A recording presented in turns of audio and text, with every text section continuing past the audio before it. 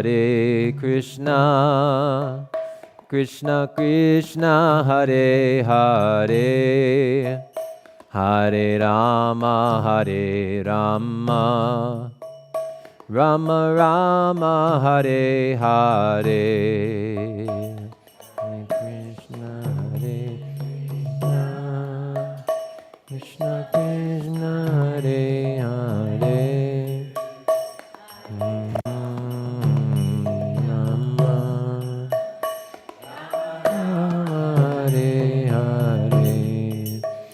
Hare Krishna, Krishna Krishna, Hare Hare, Hare Rama, Rama Rama, Hare Hare. Hare Krishna.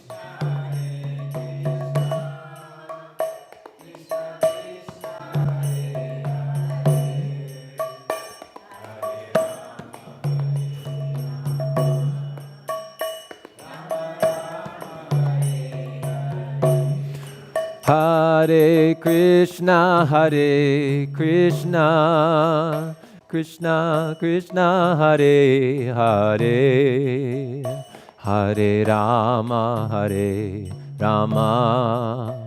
Rama Rama, Hare Hare. Hare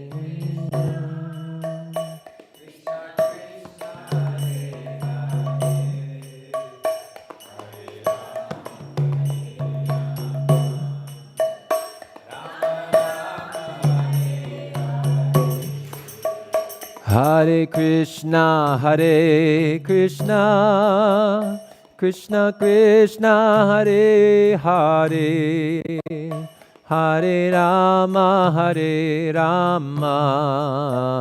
Rama Rama, Hare Hare.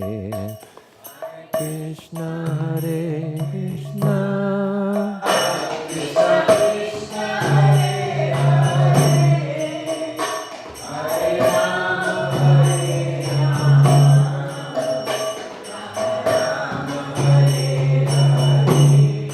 Hare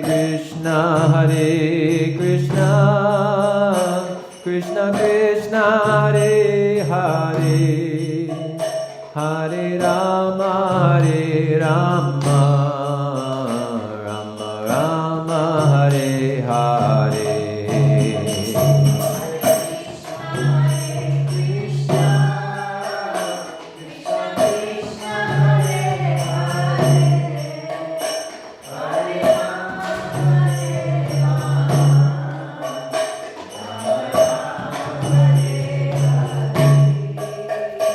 Hare Krishna, Krishna Krishna, Hare Hare, Hare Rama, Rama Rama, Hare Hare.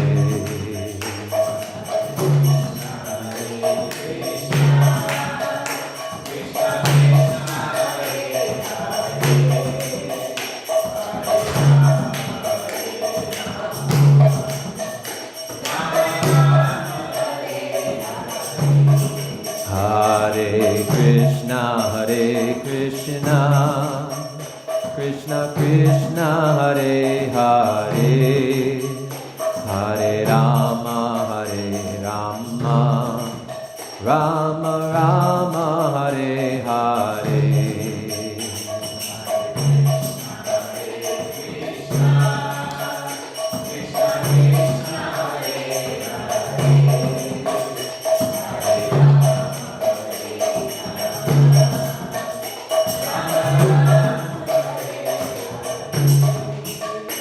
Hare Krishna, Krishna Krishna Hare Hare Hare Rama Rama Rama Hare Hare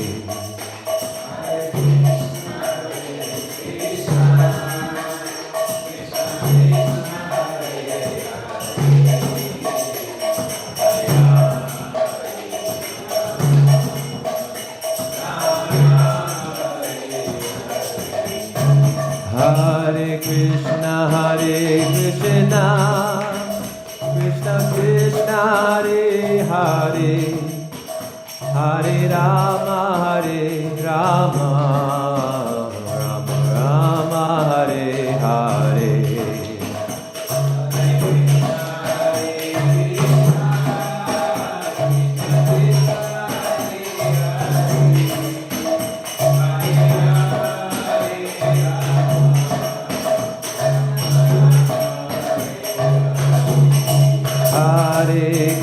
Hare Krishna Krishna Krishna Hare Hare Hare Rama Rama Rama Hare Hare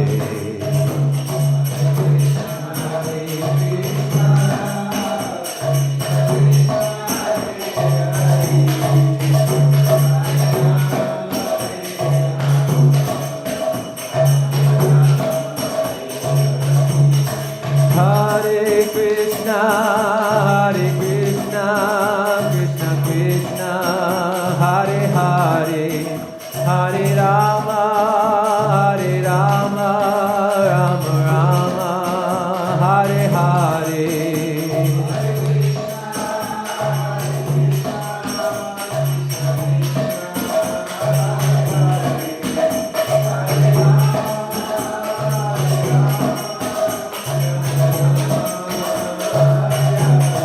Hare Krishna Krishna Krishna Hare Hare Hare Rama Rama Rama Hare Hare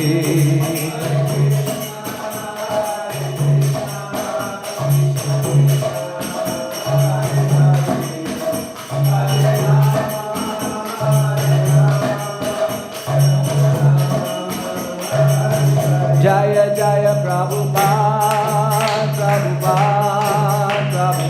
Jaya Jaya Prabhupada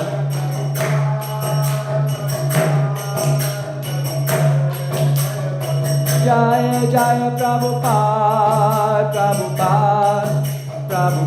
Jaya Jaya Prabhupada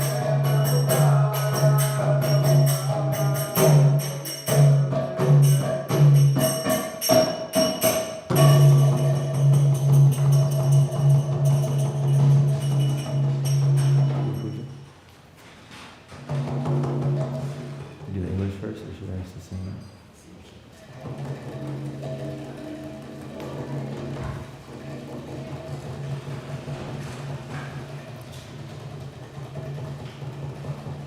Shadiya Vaishnava Seva Nistara Payache Keva Shadiya Vaishnava Seva Nistara Payache Keva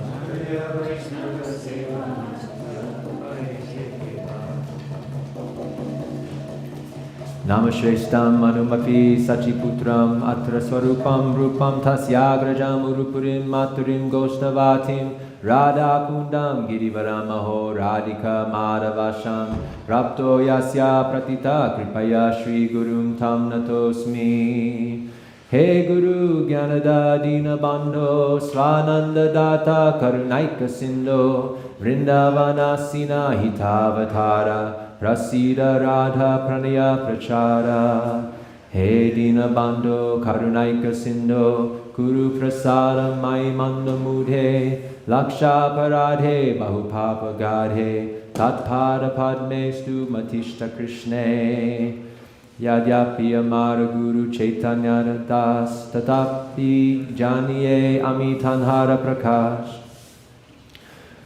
Guru Krishna Rupahana Shastrera Pramane Guru Rupe Krishna Kripa Karana Bhaktagane Shiksha Guru Ke Tagjani Krishnera Swarupa Antaryami Bhakta Shrestha Edui Rupa Naivo Payantya Pachitim Kavayastavesha Brahma Yushapi Kritam Ridhamuda Smaranta Yontar Bahistanu Vritam Ashubham Vibhunvan Acharya Chaitya Vapusha Swagatim Yanakti. Without serving the representative of Krishna, nobody can approach Krishna. I bow down to the beautiful lotus feet of my spiritual master, by whose causeless mercy I have obtained the supreme holy name, the divine mantra, the service of the son of Shachimata, the association of Srila Swarup Damodar, Rupa Goswami, and his older brother Sanatan Goswami, the supreme abode of Mathura, the blissful abode of Vrindavan, the divine Radha Kund and Govardhan Hill, and the desire within my heart for the loving service of Sri Radhika and Madhava in Vrindavan. O spiritual master, O giver of divine wisdom, O friend of the fallen, you are the giver of your own bliss, and you are the only ocean of mercy. Although dwelling in Vrindavan, you have descended for the welfare of fallen souls like myself, and you are preaching the divine love of Radha for Krishna. Please be kind upon me. O friend of the lowly, O Gurudev, you are the only ocean of mercy. I am a dull fool and have committed hundreds of thousands of offenses. I have fallen into a dense myriad of sins. Therefore, grace me with your mercy so that my mind may be fixed on your lotus feet and on Sri Krishna. Although I know that my spiritual master is a servitor of Sri Chaitanya, I know him also as a plenary manifestation of the Lord. According to the deliberate opinion of all revealed scriptures, the spiritual master is non-different from Krishna. Lord Krishna, in the form of the spiritual master, delivers his devotees. One should know the instructing spiritual master to be the personality of Krishna. Lord Krishna manifests himself as the supersoul and as the greatest devotee of the Lord. O my Lord, transcendental poets and experts in spiritual science could not fully express their indebtedness to you, even if they were endowed with the prolonged lifetime of Brahma, for you appear in two features, externally as the Acharya and internally as the supersoul, to deliver the embodied living being by directing him how to come to you. The lotus feet of our spiritual master are the only way by which we can attain pure devotional service. I bow to his lotus feet with great awe and reverence. By his grace, one can cross the ocean of material suffering and obtain the mercy of Krishna. Our only wish is to have our consciousness purified by the words emanating from his lotus mouth. Attachment to his lotus feet is the perfection that fulfills all desires. He opens our darkened eyes and fills our hearts with transcendental knowledge. He is our Lord, birth after birth. From him, ecstatic prema emanates. By him, ignorance is destroyed. The Vedic scriptures sing of his character. Our spiritual master is the ocean of mercy, the friend of the poor, and the Lord and master of the devotees. O Master, be merciful unto us. Give us the shade of your lotus feet, your famous spread all over the three worlds. Shri Guru Charana Padma Kevala Bhakrati Sadma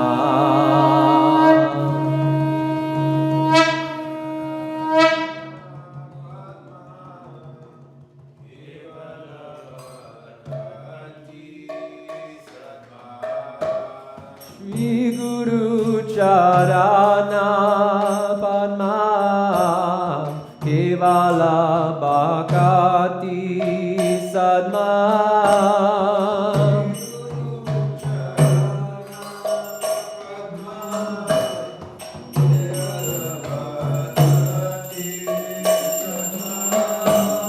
Vando Mui Savana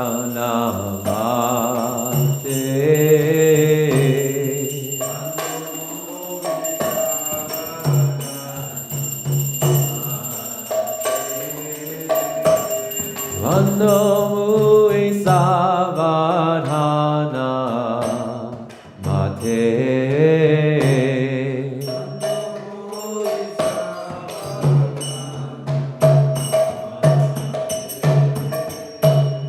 Jaha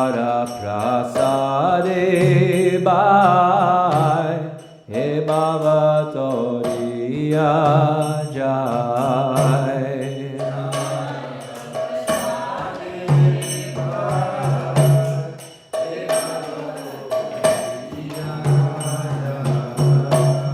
Krishna Prapti Hoy Jaha Hoy Te.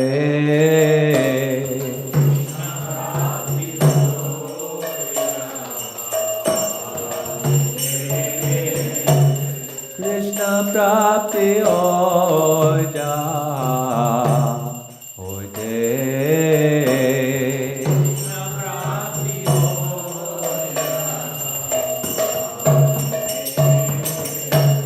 Guru Mukha Padma Vakya Chittete Koriya Aikya.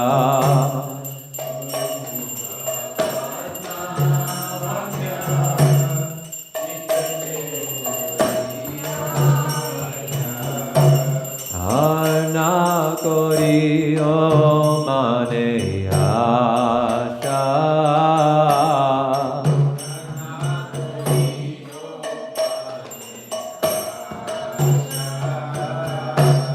Arna Koriyo Mane Asha.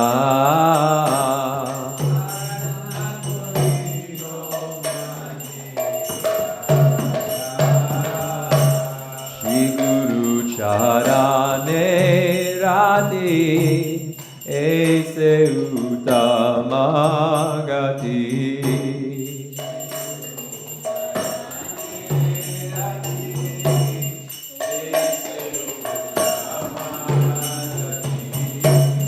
Je prasade pure sarva asha.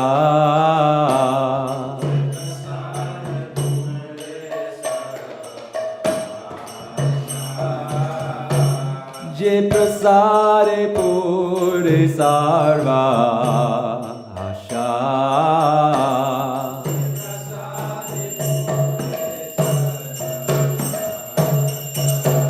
Chakudan dilo je jane jane Prabhu se. Chakudan dilo je jane jane Prabhu se. Divya Gyan Vire Prakashita.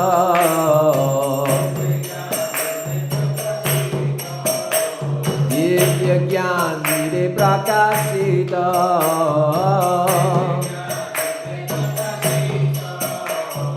Prema Bhakti Ja Hoite Abhija Vinasha Jate. Prema Bhakti Ja Hoite Abhija Vinasha Jate. Vede Gaya Hara Charita.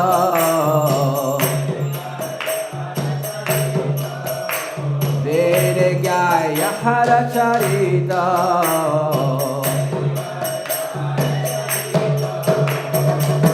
Shri Guru Karuna Sindhu Adama Janara Bandhu.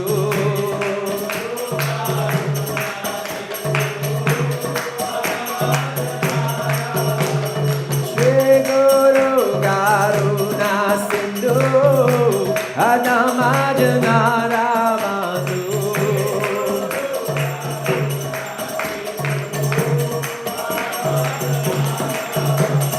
Lokanath Lokera Jivana. Lokanath Lokera Jivana. Ha ha Prabhu Karo Doya Deho More Parajaya.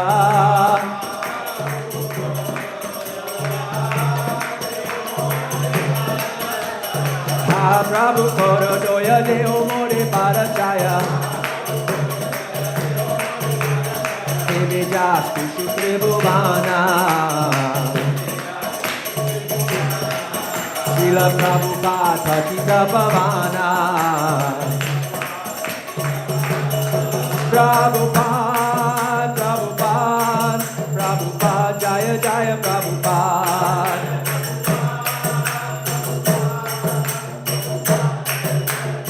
Jaya Jaya Prabhupada, Prabhupada, Prabhupada, Jaya Jaya Prabhupada.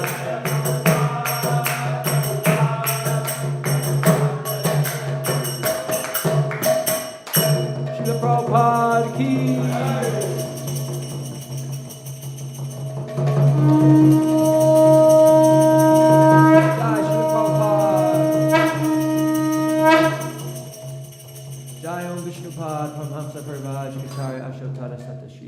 His Divine Grace, A.C. Bhaktivedanta Swami, Srila Prabhupada ki. Jai Om Vishnupad, Paramahamsa Parivajikacharya Ashatara Sata Shri Srimad, His Divine Grace Bhakti Siddhanta Saraswati Maharaj, Srila Prabhupada ki. Ananta Koti Vaishnava Vrinda ki. Namacharya Srila Haridas Thakur ki. Prem Se Kaho Shri Krishna Chaitanya Prabhu Nityananda Shri Advaita Gadadhar Shivasari Gaura Bhakta Vrinda ki. Shri Shri Radha Krishna Gopa Gopinath Shama Kund Radha Kund Kiri Govardhan ki. Vitor Vrindavadam ki. Navadvip Mayapur Dham ki. Jagannath Puri Dham ki. Imuna Mai Ganga Mai ki. Bhakti Devi Tulsi Devi ki. Samaveda Bhakta Vrinda ki. Gaura Premanande. All glories to the assembled devotees. All glories to the assembled devotees. All glories to the assembled devotees. All glories to Sri Guru Sri Gauranga Srila Prabhupada.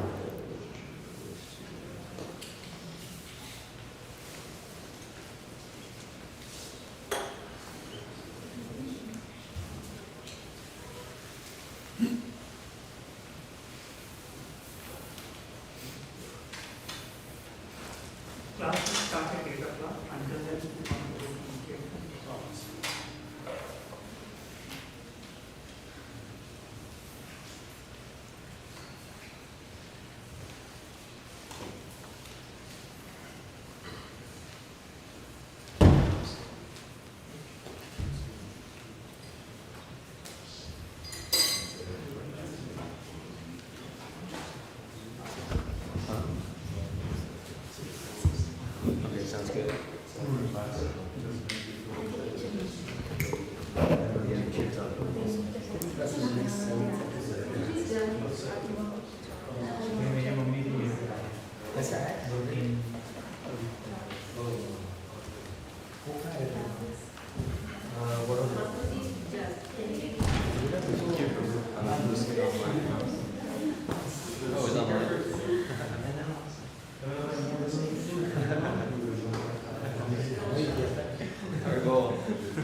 Very nice.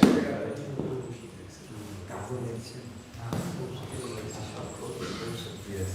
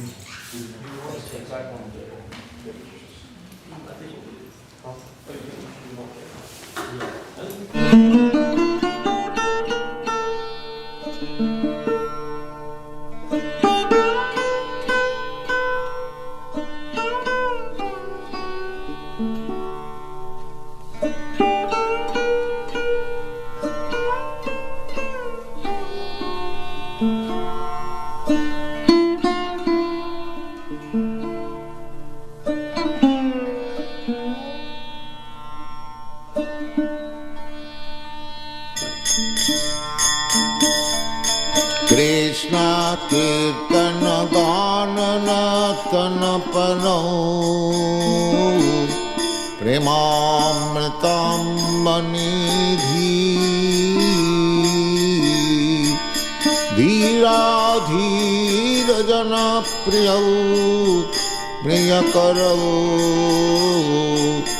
निर्मत्सरौ पूजितौ Sri Chaitanya कृपाभरौ भुवि भुव भारावहन्तारकौ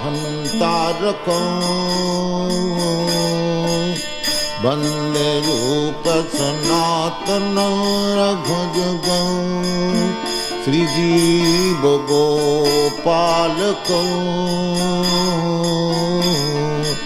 कृष्ण कीर्तन गानन तन परौ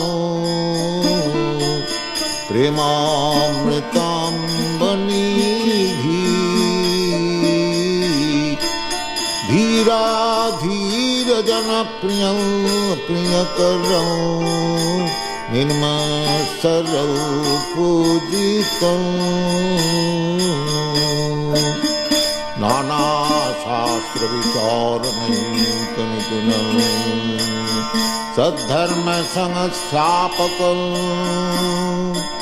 लोकानां हितकारिणौ त्रिभुवने मन्नौ शरण्याकरौ नाना शास्त्र विचारणैक निपुणं सद्धर्म संस्थापकौ लोकानां हितकारिणौ त्रिभुवने मन्नौ शरण्याकरौ राधा कृष्ण पदारविन्द भजनानन्देन मत्वालिकौ वन्दे रूप सनातनं रघुजुगौ श्रीजीव गोपालकौ कृष्ण कीर्तन गानन तन परौ प्रेमामृताम्बनिधि श्रीचैतन्य कृपाभरौ भुवि भुव भारावहन्तारकौ वन्दे रूप सनातनं रघुजुगौ श्रीजीव गोपालकौ श्रीगौरांग गुणानुगणन विधौ सध्यासमिद्धार्मितं पापत्रापनिकन्तनं तनुभृतां गोविन्द गानामृतै श्री गौरांग गुणानुवर्णन विधौ सध्यासनिधान्वितं पापत्यापनिकीर्तनं तनुलितां गोविन्द गानामृतं आनन्दामृतिवर्धनं कनिपनं कैवल्यनिस्वार्थं वन्दे रूप सनातनं रघुजुगौ श्रीजीव गोपालकौ कृष्ण कीर्तन गानन तन परौ प्रेमामृताम्बनिधि तत्त्वातो नमसे समण्डलपति शनिं सदा तुच्छम भूत्वा दीनगणेशकरु करुणया कोऽपि न कण्ठाश्रितौ तत्त्वातो नमसे समण्डलपति शनिं सदा तुच्छव भूत्वा दीनगणेशकरु करुणया कोऽपि न कण्ठाश्रितौ गोपी भावरसामृताभिलहरी कल्लोलमग्नोन्मुहो वन्दे रूप सनातन रघुजगं श्रीजीव गोपाल को कृष्ण कीर्तन कानन तन परं प्रेमामृतांबनिधि कृष्ण कीर्तन कानन तन परं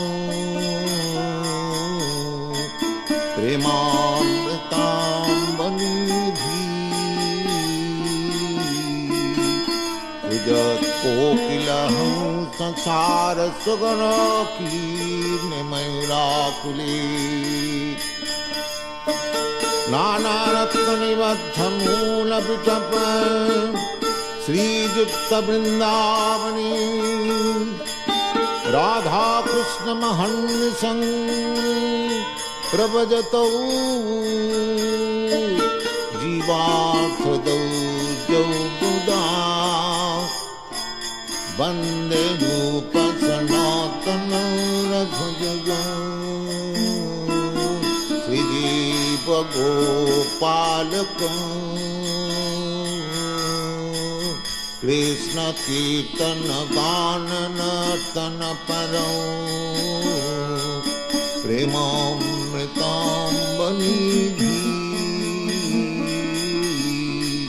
धीराधीर जनप्रियं प्रियकरं निर्मत्सरं पूजितं शङ्खापूर्वक नामगाननतिभिः कालावसानिकृतं निद्राहार विहारकादिविदितं चत्तन्तौ दीनौ च जौ शङ्खापूर्वक नामगाननतिभिः कालावसानिकृतं निद्राहार विहारकादिविदितं चत्तन्तौ दीनौ च जौ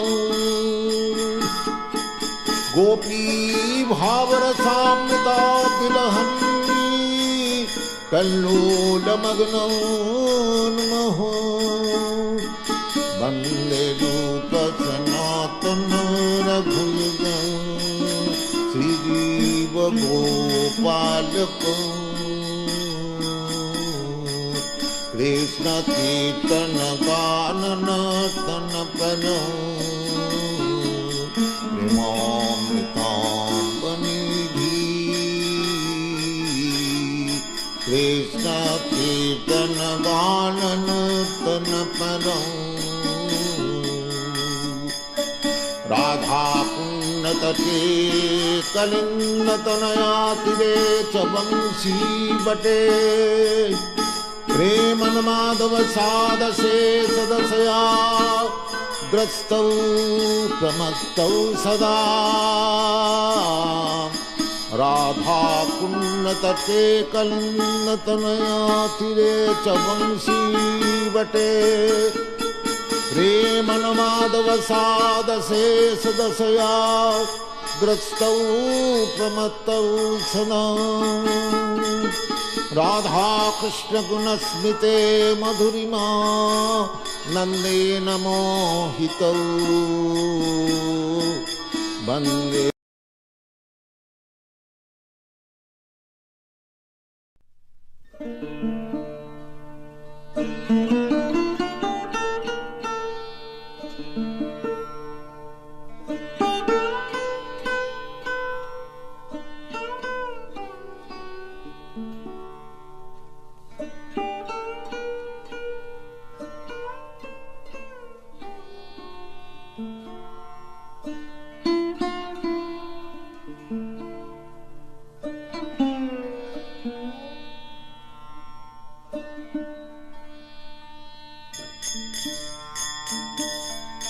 कृष्ण कीर्तन गानन तन परौ प्रेमामृतं मनिधि धीराधीर जन प्रिय प्रियकरौ निर्मत्सरौ पूजितौ श्री चैतन्य कृपा भरौ भुवि भुव भारावहंतारकौ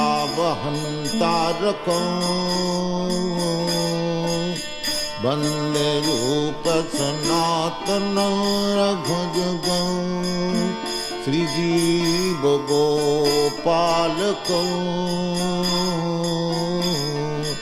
कृष्ण कीर्तन गानन तन पदौ प्रेमामृतांबनिधि धीराधीर जन प्रिय प्रियकरौ निर्मत्सरौ पूजितौ नाना शास्त्र विचारणैकनिपुणौ सद्धर्म संस्थापकौ लोकानां हितकारणौ त्रिभुवने मन्नौ शरण्याकरौ नाना शास्त्र विचारणैकनिपुणौ सद्धर्म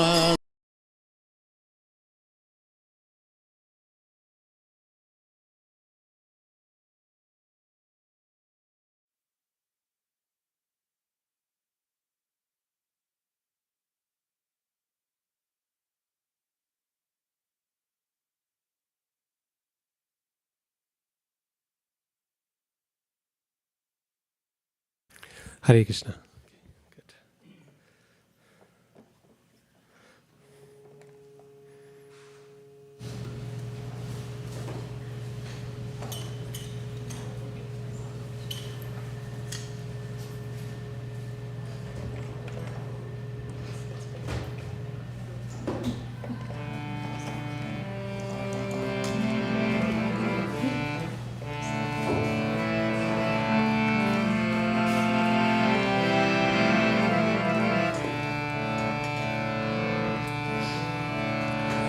Jai Radha Madhava Kunja Bihari Jai Radha Madhava Kunja Bihari Jai Radha Madhava Kunja Bihari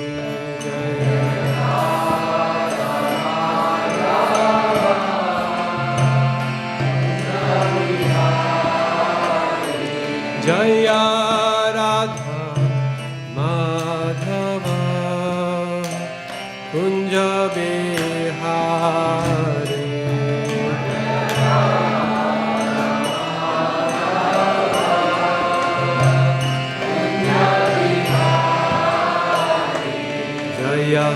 Gopi Jana Vallabha Girivaradhari Jaya Gopi Jana Vallabha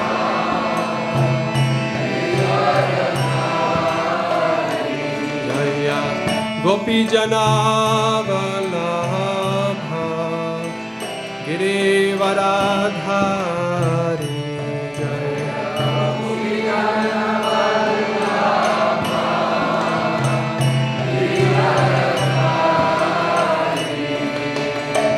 Yashoda Nandana Braja Janaranjana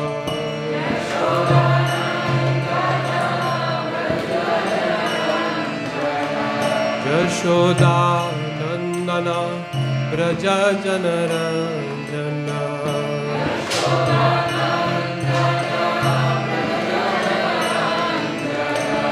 Yashoda Nandana Braja Janaranjana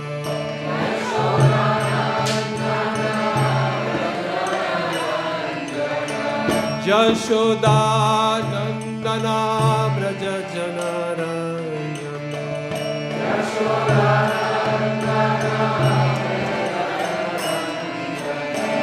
Jashodanandana Braja Janaranjana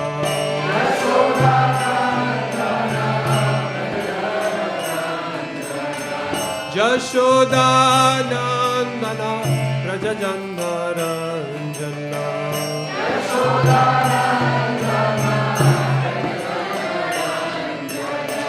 Jamuna Tira Vanachari Yamuna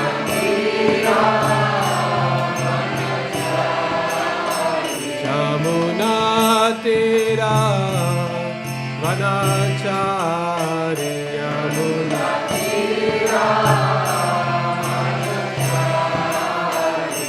Jaya Radha Madhava Kunja Bihari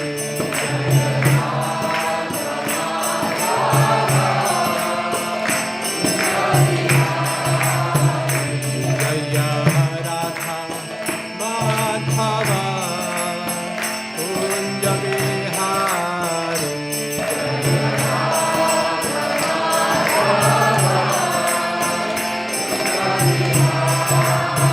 Jaya Radha Madhava Kunja Bihari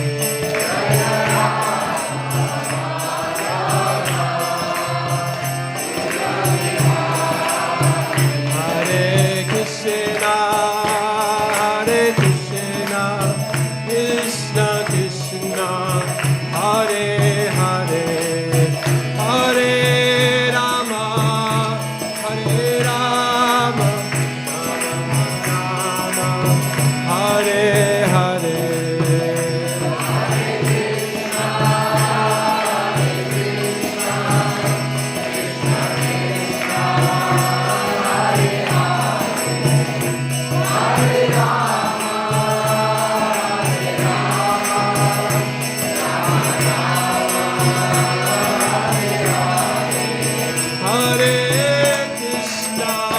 Hare Krishna Krishna Krishna Hare Hare Hare Rama Rama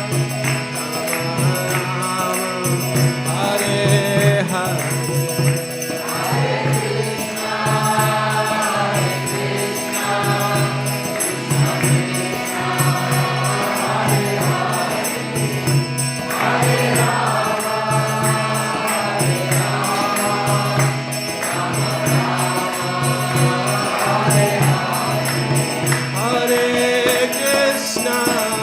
Hare Krishna Krishna Krishna Hare Hare Hare Rama Rama Rama Hare Hare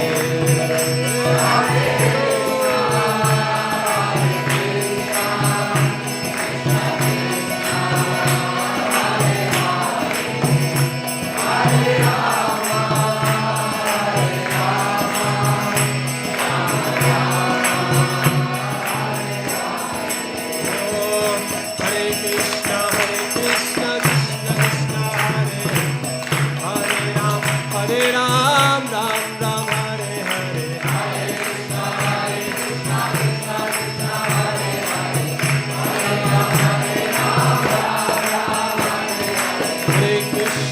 Hare Krishna Krishna Krishna Hare Hare Ram Ram Ram Hare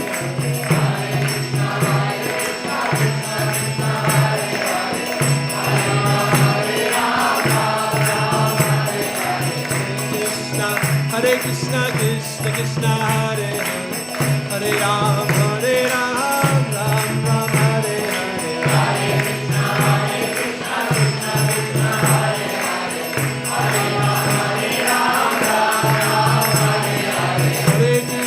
Hare Krishna Krishna Krishna Hare Hare Hare Ram Ram Ram Hare Hare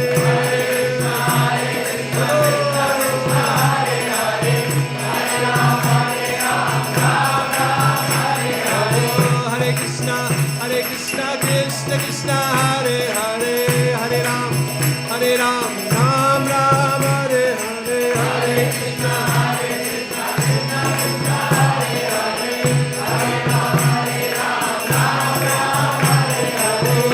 Krishna Hare Krishna Krishna Krishna Hare Hare Hare Ram Ram Ram Hare Hare Hare Krishna Hare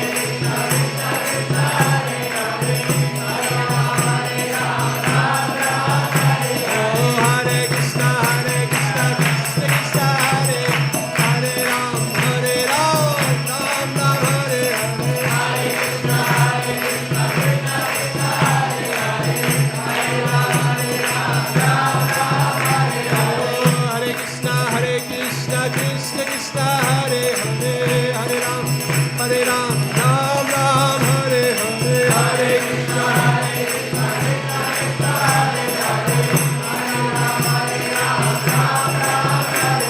Krishna Krishna Hare Hare Hare Ram Ram Ram Hare Hare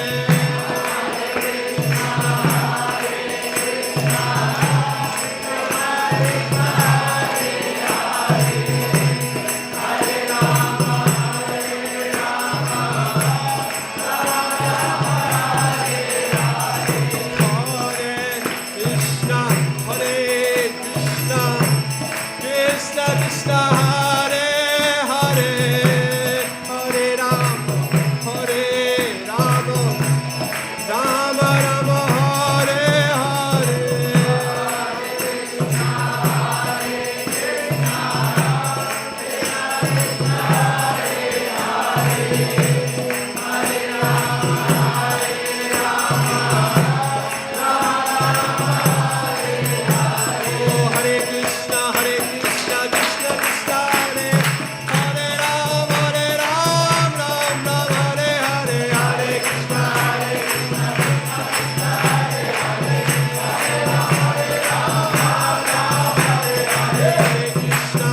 Krishna Krishna Krishna Hare Hare Hare Ram Ram Hare Hare Hare Krishna Hare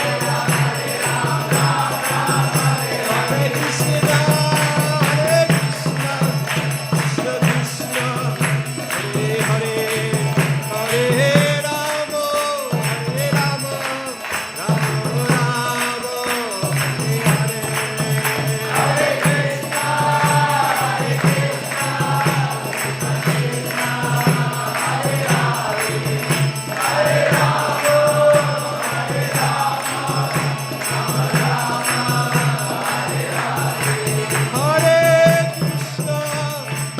Krishna Krishna Krishna Hare Hare Hare Ram Ram Hare Hare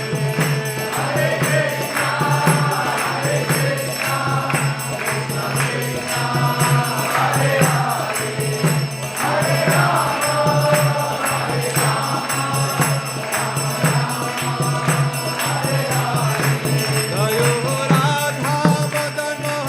Radha Madan Mohan Radhe Jaya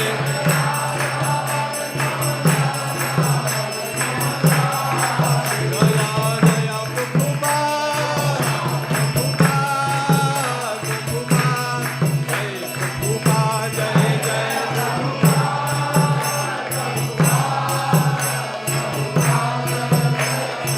Jaya Jaya Prabhupada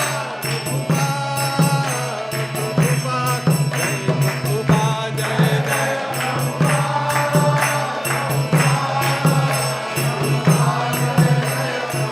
Nitai Gaura Haribo Gaura Nitai Gaura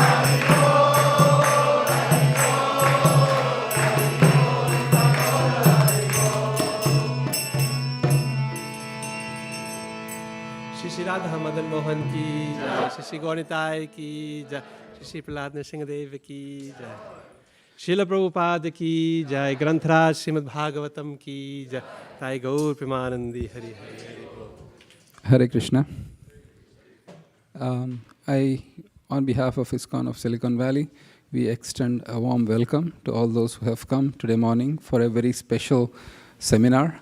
And our speaker needs no introduction, but we just do it so that we feel purified. His Grace Radhika Raman Prabhu is, as Vaisheshika Prabhu puts it, is an international treasure. He entered the Boise State University when he was 13, and then he had a PhD at 22 out of Oxford. And his PhD thesis was what was called the Chaitanya Vedanta. And it is from one Anucheda of Sandarbhas, which is Paramatma Sandarbha 105, for those who are keeping track. And with that one Sandarbha, he just got an entire PhD from Oxford, and he graduated at 21 and 22. Now he is the department head at Utah State University in Logan. Did I get Utah State, or is it University of Utah at Logan? Sorry, what was the question? Utah State University or? Utah State University. Thank you. USU. Nothing usual about it, USU. And Radhika Raman Prabhu, thank you so much for gracing. You have a very packed schedule, but you make it a point every year to somehow or other come and give us your illuminating association here in Bay Area. And we look for this event year after year, and you come and go, and then it's like pouring water on a parched field. So thank you for coming. And with that, a very, very loud, warm applause for Radhika Raman Prabhu.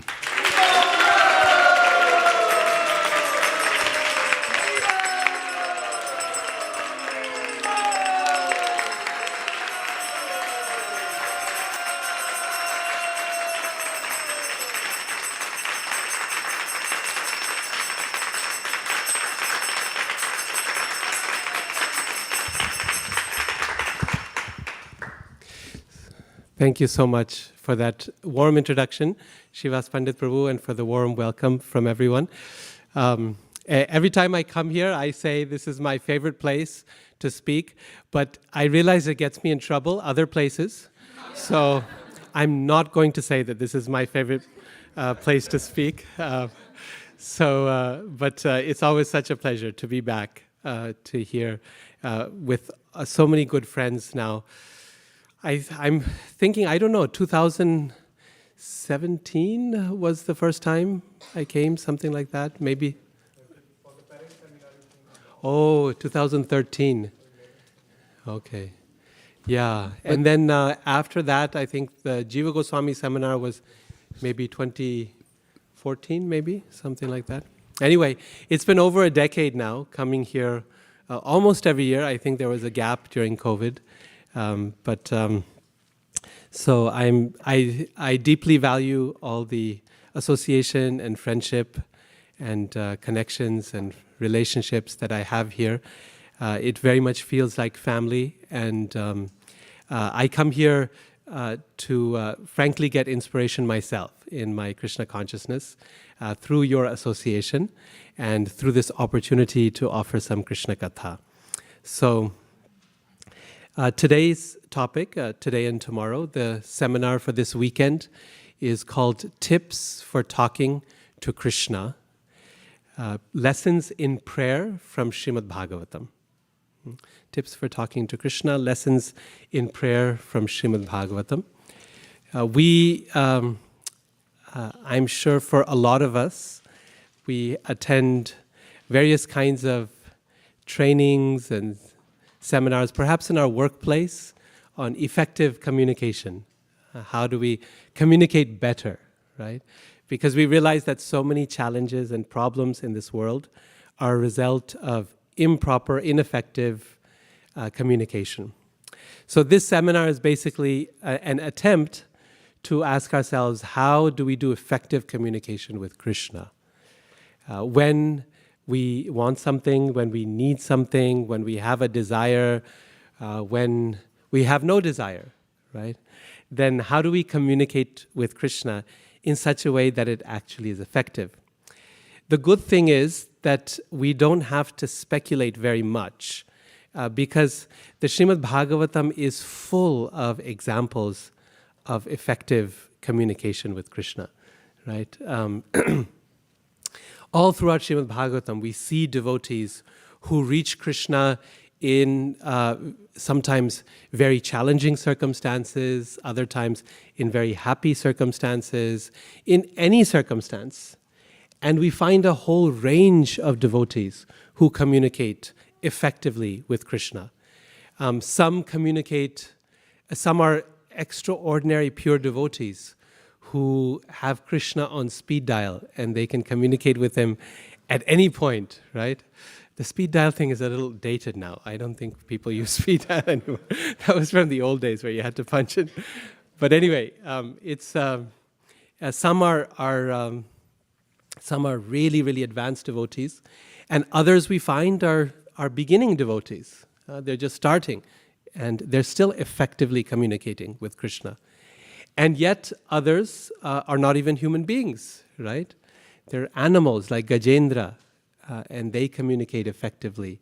Some are demons by background, like Vritrasura and Prahlad Maharaj. Others are demigods. So there's every type, men, women, children, adults. So many people are communicating very well with Krishna.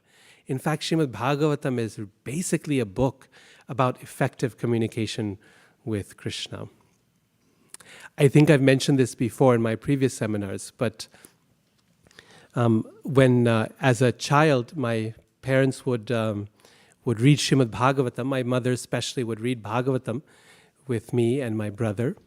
And I remember myself when we would go through, it was always a real disappointment when we'd get to the prayers, right? Because you'd be going through a very good story and a lot of plot and interesting things happening. And then it was like someone took the movie and put it on pause. And then you'd have to listen to all these prayers, and then it would keep going again. And of course, the frustrating thing was that they happened all the time. Like Krishna, basically does one little thing, and there's someone there to offer prayers to him. And then he takes another step, and someone offers prayers. Even in the 9th canto, where is the story of Lord Ramachandra, and Shukadeva Goswami tells Maharaj Parikshit, I'm going to tell you this story in brief, because you've already heard it many times. So he doesn't spend much time on the story, but rather than cutting the prayers, he cuts the plot. Like the whole 1/4 of the Ramayana is given in one verse. The whole then this happened, you know the plot. And then the ocean offered prayers to Lord Ramachandra at that point.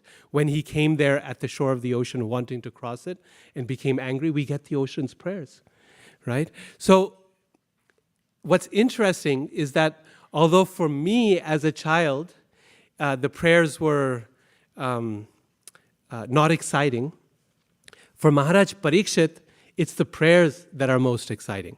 For Shukadeva Goswami, that's what he's into, right, is the prayers. And the question we need to ask is why, right? Why? What is it about these prayers that make them so relishable to the speaker, to the listener, and to the audience? If you look at our Acharya's commentaries on Srimad Bhagavatam, you will find that they have very little to say on plot and a lot to say on the prayers. So when we read 10th canto of Srimad Bhagavatam and you ask someone, what is your favorite section of 10th canto? Someone will say Putana, someone will say Trinavarta, someone will say Govardhan Lila, someone will say Damodar Lila. Very few people will raise their hand and say, prayers of the personified Vedas, right? Everyone go, oh gosh, okay, that's tough. Or prayers by the demigods to Krishna in the womb, right? Janmashtami Day, that's the tough part to get through when you're trying to get through to Krishna's birth. But if you look at our acharyas, there is no place in the 10th canto where they have longer commentaries than prayers of the personified Vedas. Our acharyas are in ecstasy writing about this. So excited. Long, long comments with dense philosophical analysis of what's happening in those prayers. So clearly, there was some disconnect between my state of mind and the state of mind of the devotees who actually relish Srimad Bhagavatam. And so this seminar is an attempt to bridge that gap, to understand for ourselves what is it so special about these prayers, and how can we make these prayers an element of our own practice of Krishna consciousness? How do we make it part of our day-to-day life? Because these prayers, as we will see, are not merely for the advanced, purest devotees. They are for everyone. And so they are for us as well. So prayers usually imply some kind of ask, right? Krishna's holy names are just calling out to Krishna. But prayers usually involve something a little more, that involve some kind of approaching Krishna for some reason. It can be anything from, I want this material object, to I want protection, to please give me the chance to engage in your service. Right? It can be the full spectrum of what it is we ask from Krishna. And we will talk about this spectrum. But if we start with just the basics and recognize who we are as human beings and as practitioners of bhakti who are still attempting to get to the highest stage, at least for myself, then there are so many reasons why we might want to go to Krishna for something practical, something material, something day-to-day, right, that concerns us. And of course, we are often told in the practice of bhakti that this is not ideal. Right? We're often told we should only ask Krishna for pure devotional service. Oh my Lord, please engage me in your service.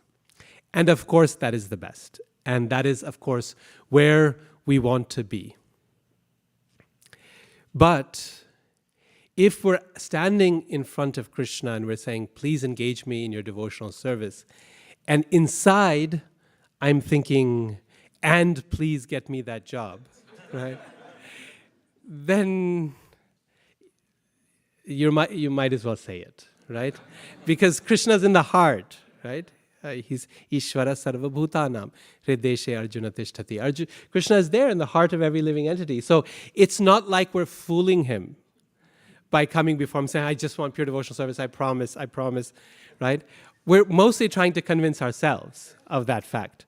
But Krishna knows what is actually there. When Dhruva Maharaj comes to him and says, my dear Lord, after seeing you, I realized that I was looking for broken pieces of glass, but you've given me the greatest jewel. This is all I want.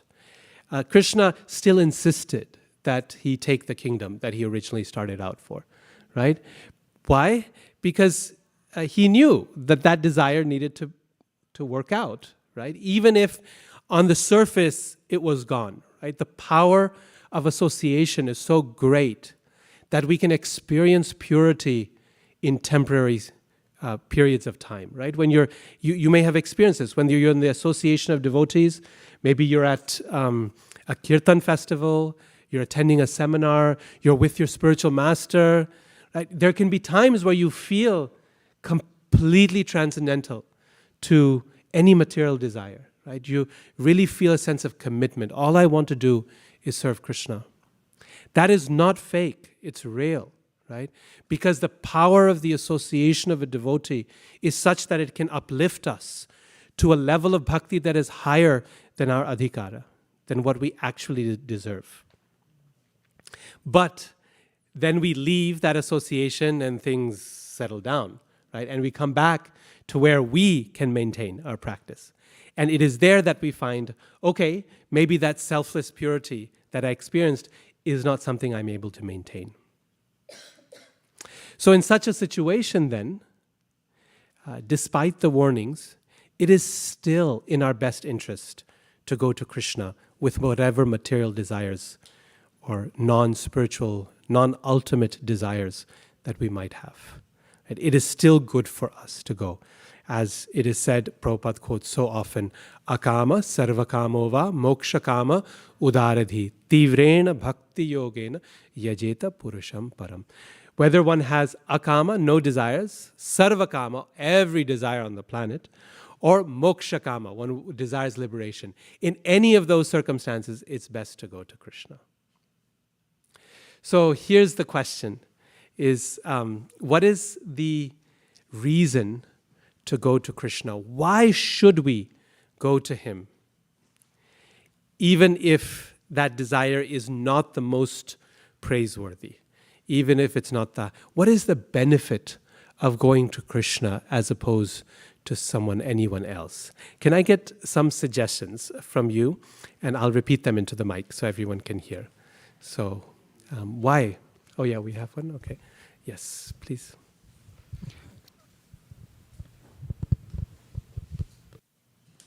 I think.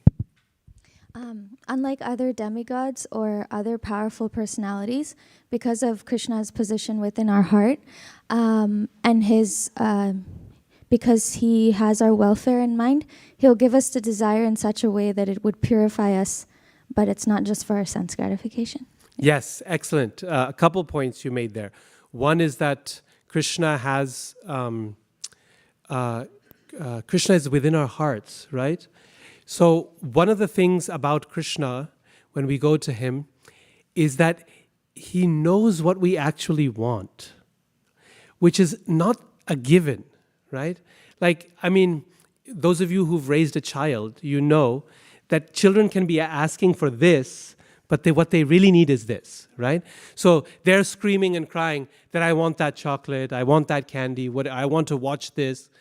And the parents know, okay, what the child really wants is to get some sleep, right? They're overtired. They're exhausted. You go to sleep, and then all those desires evaporate. So sometimes we don't know what we actually need or what we actually want. We think we need this, and Krishna says, nah, I think what you really need is this. And we protest, and we scream, and we shout. And Krishna says, I'll give you this, just see what it's like. And we get it, and then we're like, okay, that was actually pretty good. I liked it, right? So that's the one thing. Krishna's in our heart. So unlike others, he knows what we actually want.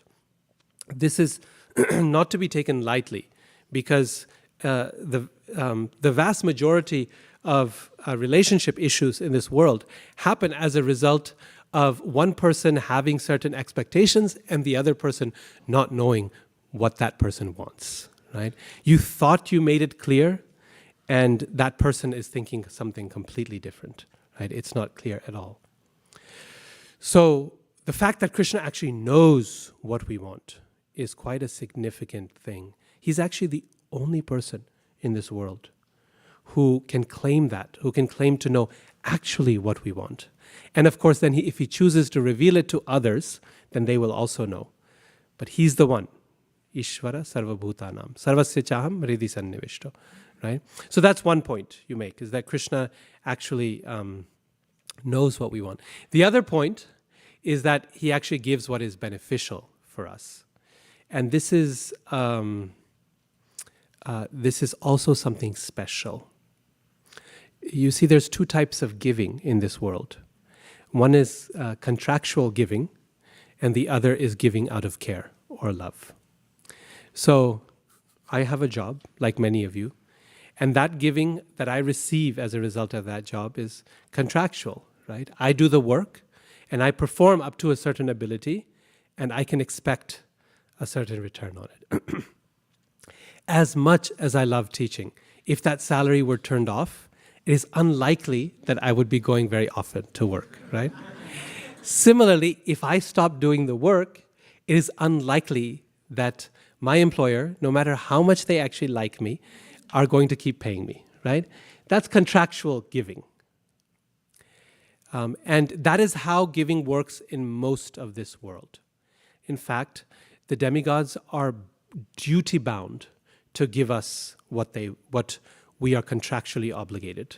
By doing their puja, their worship, they don't have a choice in the matter. Because they too are part of the law of karma. And they have a certain function to perform. And so their hands are tied. And as a result, if we go to the store and we have the money to buy a dozen donuts, the storekeeper will give it to us. But even if we have the money and we go to our parents and say, I want a dozen donuts, they may not give it to us, right? You can say, I have the money. And they say, so what?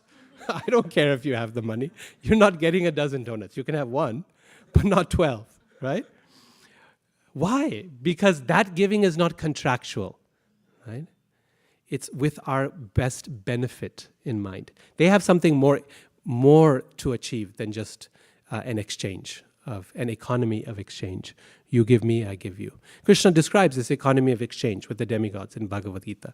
He says, when men and demigods please each other, then there's prosperity for everyone. Right? You give them, they give you. This is an economy of exchange. Nothing wrong with it. Nothing wrong with it. This is the general platform of exchange in this world. And this is how we operate. I mean, we expect this. If we give some money, we get something in return. There's nothing wrong with it, but it's not anything like why or how Krishna gives. What else? What else benefit is there to give to Krishna? Yes, Prabhu. It's buy one, get one free. Means he will give you whatever you desire, plus he gives you his lotus feet, which will satisfy all the desires. I think it's just... Yes, so very important point. When we go to Krishna, then Krishna gives us what we want, and he gets rid of the desire for what we want. So that he removes the need itself, right? So he feeds us not just in the moment, but forever. In fact, Krishna does this very often with devotees. Devotees, I don't know, maybe you've had this experience. I've had this experience. You ask something from Krishna, you ask it. You're really determined, you're really like getting very worked up about it. I need this, I have to have it. And it's for good reasons and good purposes, whatever. But, the mind becomes attached to something. And Krishna won't give it, and he won't give it, and he won't give it. And finally, you become frustrated, you become exhausted, and you say, okay, whatever. Like, it's okay. If you don't want to give it to me, it's fine. Actually, what difference does it make? Life is still okay. And as soon as you give up the desire, Krishna says, oh, here it is. You can have it. Immediately, he'll give it to you. Because Krishna, he does this 2-for-1 special, right? He's interested not just, the immediate desire is a minor trouble for him. It's a minor issue. You want this. Like, it's again, if a child asks for a piece of candy or a dozen donuts, like that in itself is not the major issue. Like, how much does it cost? $2, $5, $10, right? That's not the big issue. The larger issue at stake is, what about tooth decay? What about long-term health? Right? Those are the big issues that are going, like from a child's perspective, it's right there, we're purchased, come on, you can do this. And the answer is, of course, right? It's there, but there are bigger issues at stake. And for Krishna, it's the same way. The actual desire itself is actually the most minor thing for Krishna, because he's all powerful. So giving that one thing we're asking is like, okay, no big deal. What he's concerned about is the bigger issue behind it. How are you going to deal with the consequences of that wealth? How are you going to address the interpersonal challenges that come from that desire? How are you going to eventually free yourself of the addiction to that material object? Right? Those are the big questions Krishna is actually thinking through, while we are focused on the little thing. And therefore, Krishna will often relieve us of the desire, of the background desires that created that issue in the first place. Excellent. What else? Oh, a lot of hands. Okay, maybe one from the ladies.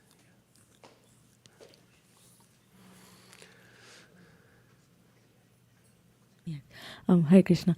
I was just wondering that with Krishna, I think we also, even if he doesn't give us, there's a lot of reciprocation. So we always somehow can connect the dots in near future, even though we don't immediately get what we desire. So I always feel like there's this communication or reciprocation going on, and we can really like express our happiness or anger, and it's completely okay to like express that and still get reciprocation from Krishna. Yes, very nice. That's a very important point, right? 2 points you made. One is that Krishna actually provides a safe space for us to express our desires. This is not always the case in this world, right? If you tell someone what you want, people often judge you for that, right? They'll say, "What? You want that? Really? I didn't think you were," So people, or that's very selfish, or that's really expensive, or whatever, right? When we want something, people will judge us for that desire. So Krishna provides a safe space for us to ask what is there in our heart, and he will listen to it and reciprocate with that desire. Because the reality is he already knows, right? We're not hiding anything from him. The problem with others is that when we ask something, then they are sometimes surprised. Oh, that was inside, right? But Krishna already knows what was inside. So he's not shocked by anything. In fact, he's well prepared for it. Yeah. The other thing you mentioned is that it provides an opportunity for us to build our relationship with Krishna. And this is perhaps the most important reason for approaching Krishna, is that even if what we want is not the world's best thing, it is,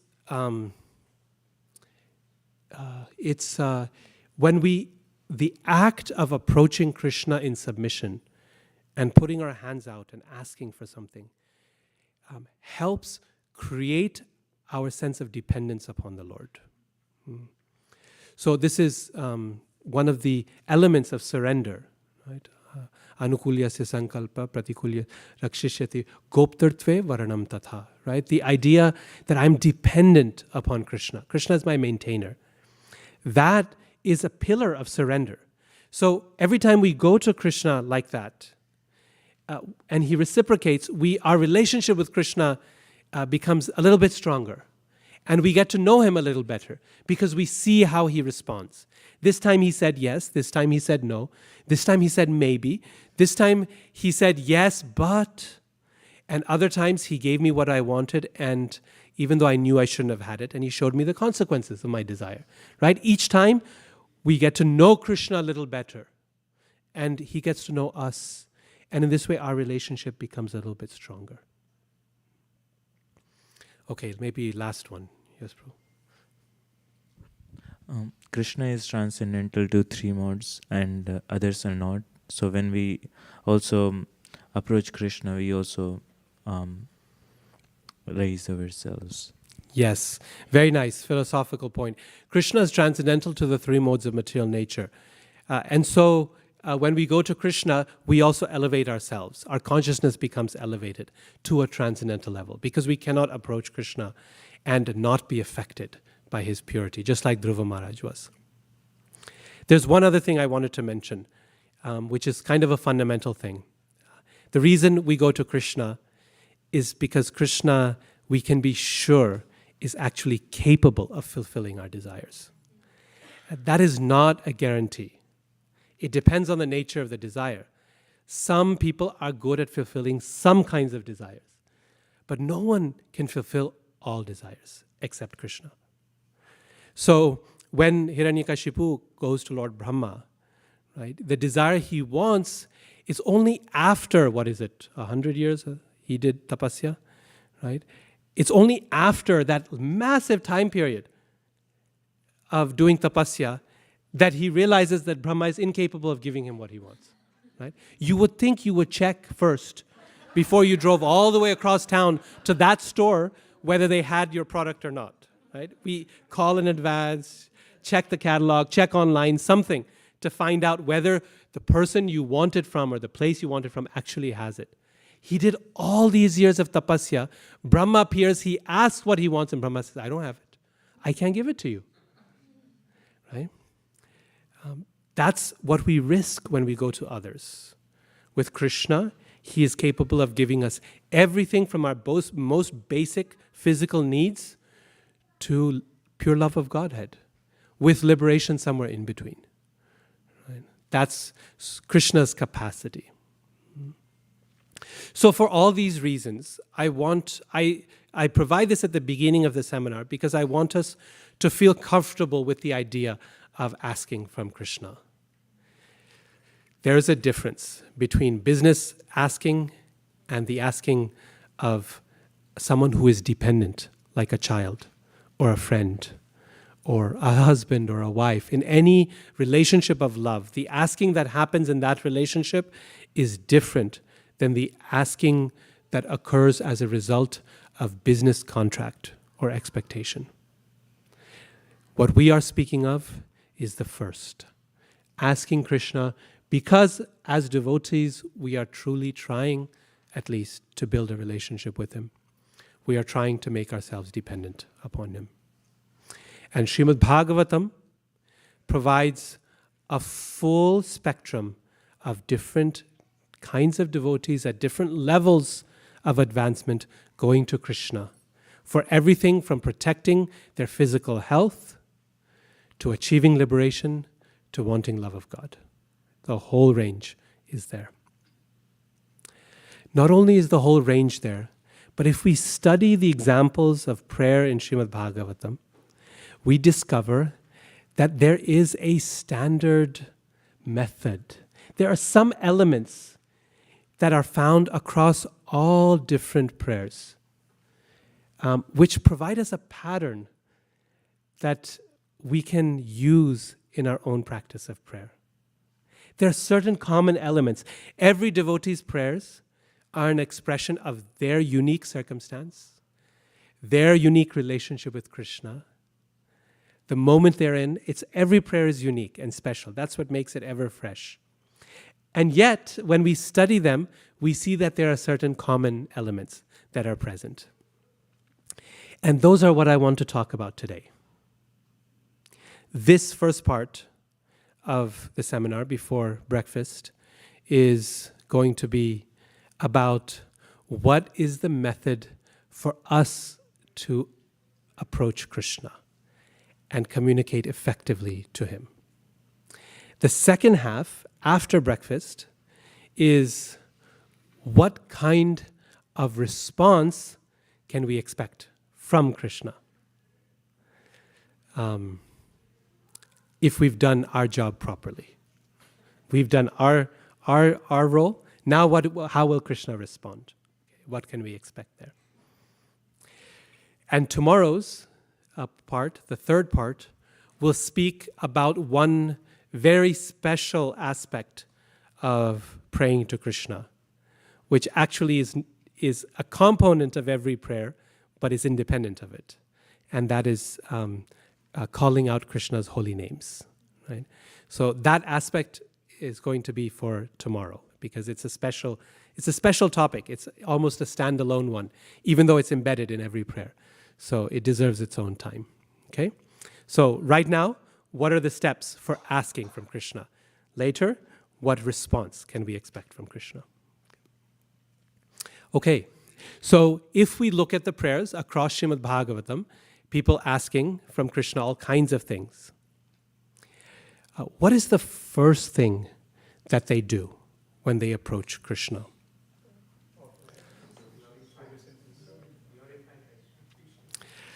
Yeah, even in fact before they say any glorification of Krishna, the very first thing that they do is they offer Krishna obeisances, right? Pranama. This practice of offering obeisances is such a special element of devotional service.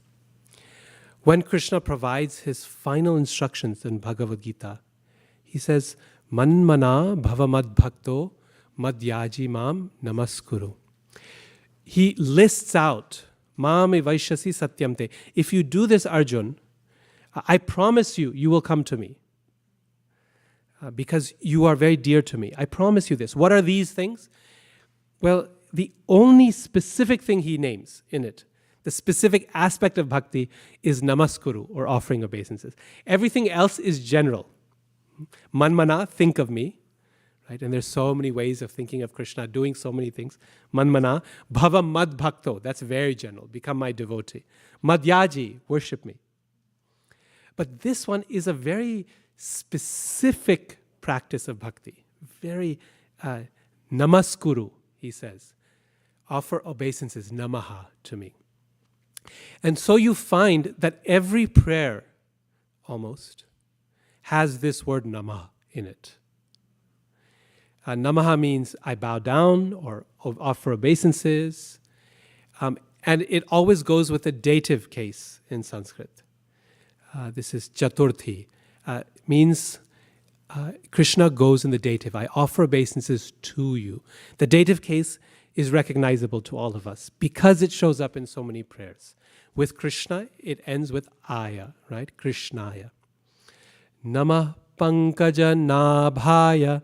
Namah pankaja maline, namah pankaja netraya, namaste pankajangraye. There's actually 4 dative cases, only 2 end in aya, but others are also in the same case. Namaha, namaha, namaha. Queen Kunti says, namaha pankaja nabhaya, namah pankaja maline, namah pankaja netraya, namah te pankajangraye. Right? So over and over again, we find this word namaha happening. Why? What is so special about this one act of devotional service? What is so special about this element of prayer? Why does every prayer begin with it? So let's think about this namaha a little bit, this offering of obeisances, this bowing down, what it means. We do it over and over again. And it's something we almost don't even think about. But it's one of the deepest things that we find in our practice of devotional service. On the most basic level, offering of obeisances is an acknowledgement of God's supremacy and my, what is the opposite of that? Tininess. It's not a word. God's supremacy and my littleness, right? The fact that there's someone greater to me before whom I must bow my head. This is such a basic element of devotional service, actually of religion itself, that this is why we find it in every religious tradition of the world. If you look at Islam, the most common practice, their daily practice, their 5 times daily practice, is the practice of namaz. It sounds similar, yes. It sounds similar. I don't think the word is related, but it's a good coincidence, right? Namaha, namaz. This is, and it's a physical bowing down, right? Over and over again, they're bowing. Men, women, children. The Prophet Muhammad said, shoulder to shoulder, everyone should stand and bow before God, right? That recognition, the word Islam itself means submission. It's that fundamental recognition, God is so great and I'm so small. If you look at Christianity, every church, the pews have a little piece of wood in front where you can kneel, put your knees down, and put your head on the pew and bow before God. That is the position of prayer for every Christian. Or at night, they'll get down, they'll kneel beside their bed, put their head on the bed, and pray to God. If you look at the Jewish tradition, they have, I think it's called shackling, where they go up and down like this while they pray. Right? It helps them focus in their concentration, in their prayer as they're reading the Torah. And of course, we have our practice, right, of doing panchang, shashtang, vandanam, offering obeisances to the Lord every time we see Him. This is the fundamental recognition that God is great and I'm small. And this basic element we find in chapter 11 of Bhagavad Gita, where when Arjuna sees Krishna's universal form, the only response he has is to offer obeisances. He says, namas purastad, right? He says, I offer obeisances to you from behind, from in front, from the left, from the right. Sarvato, he says, from everywhere, I'm offering obeisances. The word namaha is probably the single most common word in chapter 11 of Bhagavad Gita. Because we human beings, when we are faced with something so great and so powerful and so beyond who we are, the only reasonable response is to bow down. You don't have words to say. You don't have great new ideas. You cannot reason. All you can do is bow before power of that greatness. It's a universal human response. In fact, Prabhupada actually says this in his purport.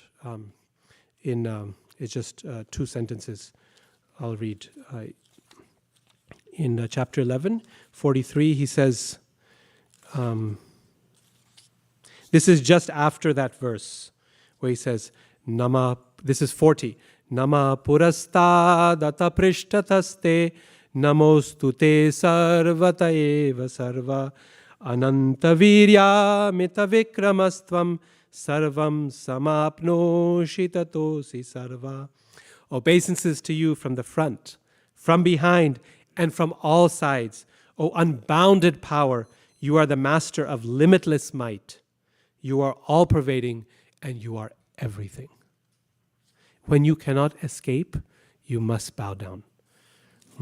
There's no choice. In 43 in the purport, Srila Prabhupada says, in the second paragraph of the purport to 43, Prabhupada says, the Lord is being paid obeisances in all respects. He is of immeasurable greatness. No one can be greater than the Supreme Personality of Godhead because no one is equal to or higher than Krishna within any manifestation, spiritual or material. Okay? So that's the most basic. If we cannot do that, we have not begun human life. Right? This is the fundamental foundation of human life, is the ability to bow before God. But there's more. Offering obeisances can also be a surrender of our false ego to the Lord. When we put our head on the ground, we are making a statement. You see, all the ego that we have is up here in the head. I'm proud of my beautiful hair. I'm proud of my beautiful eyes. I'm proud of my very prominent nose, right? In Hindi, when someone is humiliated, what do they say? Naak kat gayi, right? Someone cut off my nose. It's a metaphorical way of saying I've been embarrassed, right? I've been insulted or humiliated. Because our nose is the most prominent. If you go out in the sun, what's the first place you get sunburnt? It's your nose, right? So it's a matter of pride. Then we can be proud of our speech, right? Our ability to talk, our ability to sing. We can be proud of our intelligence and how smart our brain is. So much of what we're proud of, we carry up here, right? And so when we put it down in front of Krishna, then we're telling Krishna, I'm surrendering my false ego to you.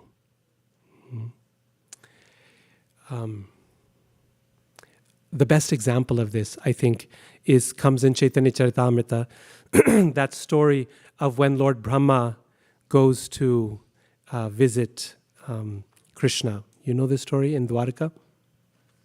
Lord Brahma goes to visit him, arrives at the gates of Dwarka. The gatekeeper says, who are you? And Brahma says, I'm Brahma, right? This is not confusing. There's not many people like me in the world. So he goes to Krishna and he says, Brahma is here to see you. And Krishna understands where's Brahma's consciousness, right? That he's feeling a little proud of who he is. So then Krishna says, ask him which Brahma is here to see me. And Brahma is flabbergasted, but he provides a definition. He says, the creator of this Swayambhu, right? The one who is born from, Swayam means on your own, right? Born, self-born. Chaturmukha, 4 heads. So Krishna says, okay, call him in. And when he goes to visit Krishna, then at that point, Krishna, within his mind, he calls all the Brahmas from the different universes coming. Some with 4, some with 8, some with 12, 16 heads. Some with 100 heads, some with 1,000, some with 1,000,000. It says even some have 10 million heads. There's a beautiful painting of this in Chaitanya Charitamrita. So if all the heads stacked up like this, how does an artist depict this vision, right? And Brahma, our Brahma, feels like a little fly on the wall, right? Like the tiniest person on the planet. And Krishna reminds him of this simple fact that we were speaking of earlier, that everyone in this world is tiny before God. It doesn't matter how great you are. You know how great Brahma is? His consciousness, his intelligence, his buddhi encompasses this entire universe. Our civilizations, his lifespan is so long, our civilizations rise and fall like amoebas that are taking birth and disappearing. Like little anthills that are created and someone steps on them and they're destroyed. That's what our civilization looks like to him. That person who's so great felt like a tiny fly in front of the Lord. The best part of the story is when all these Brahmas come before the Lord. Krishnadas Kaviraj Goswami, he describes that all of them did what? Bow down, right? They all did pranam. And because they had so many heads, and each head has a crown on it, therefore when they all hit the ground, it made a huge crashing sound. A tumultuous sound of metal hitting the ground as they were offering their respects.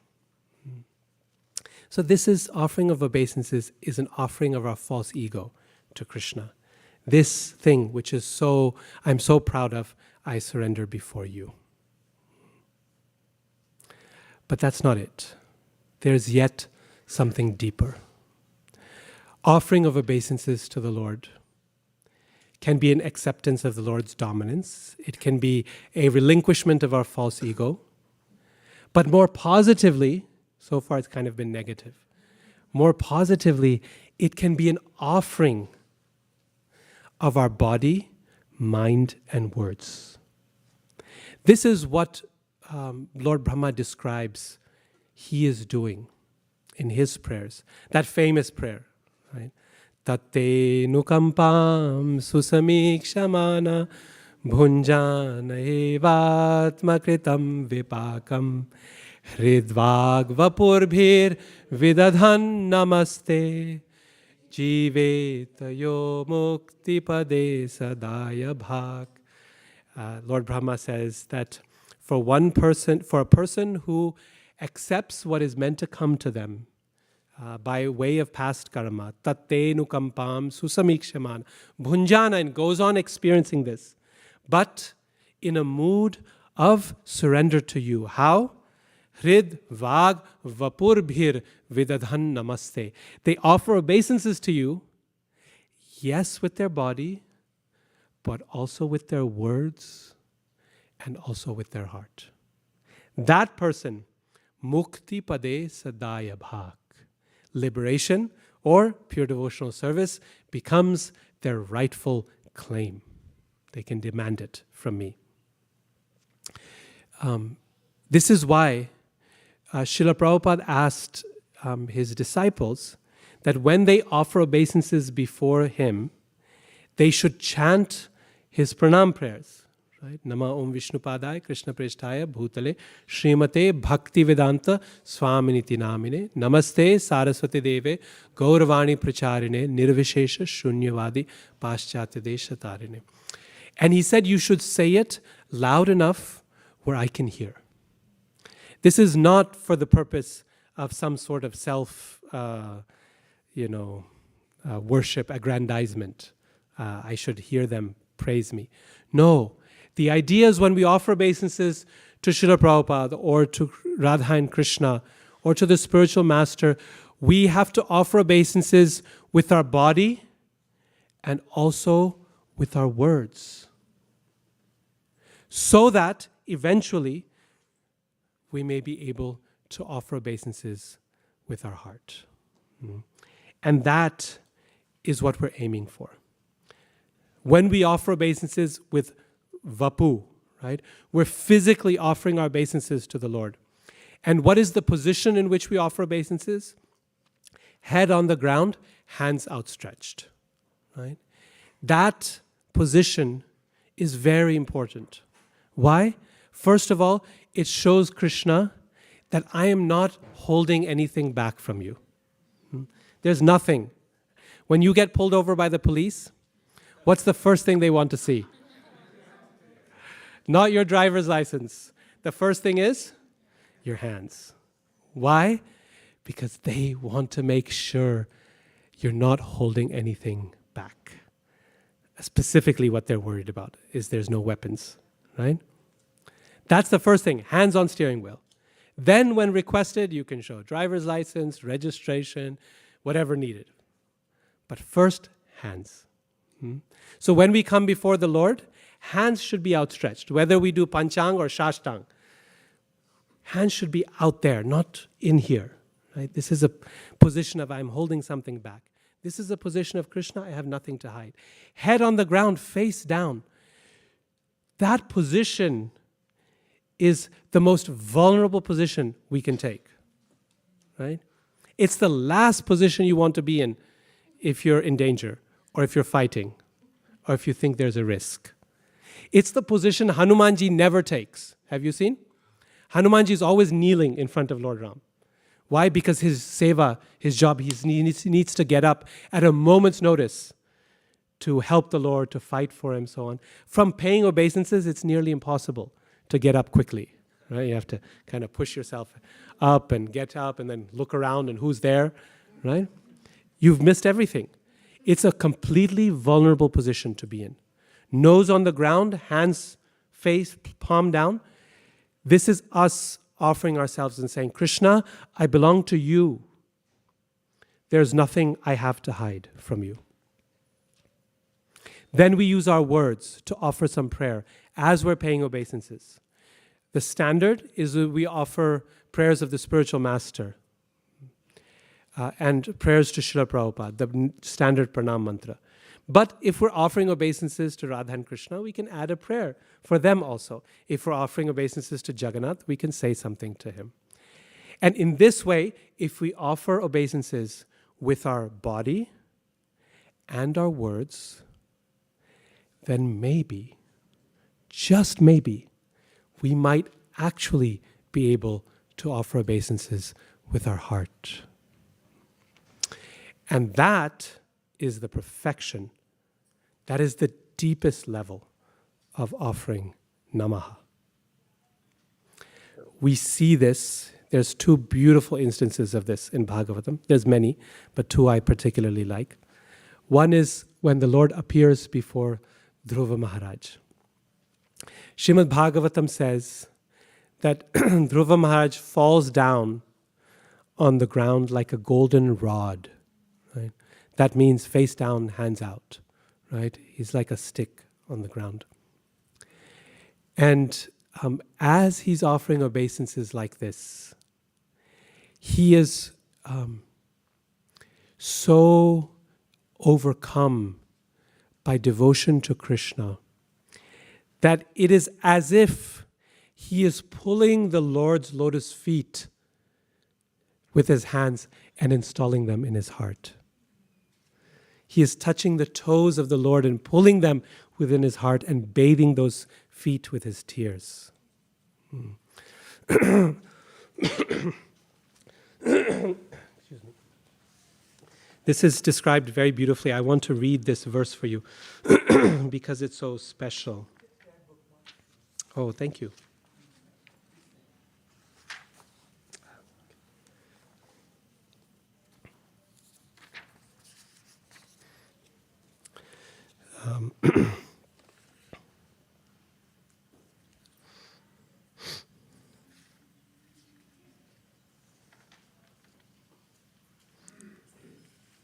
So this is Canto 4, Chapter 9, Text 3. He says, actually this is describing him. Taddarshanena gata sadhva sakshitav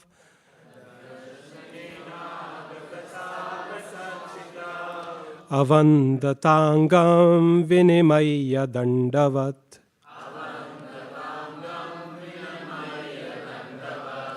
Drigbhyam prapashyan prapiban ivarbhakash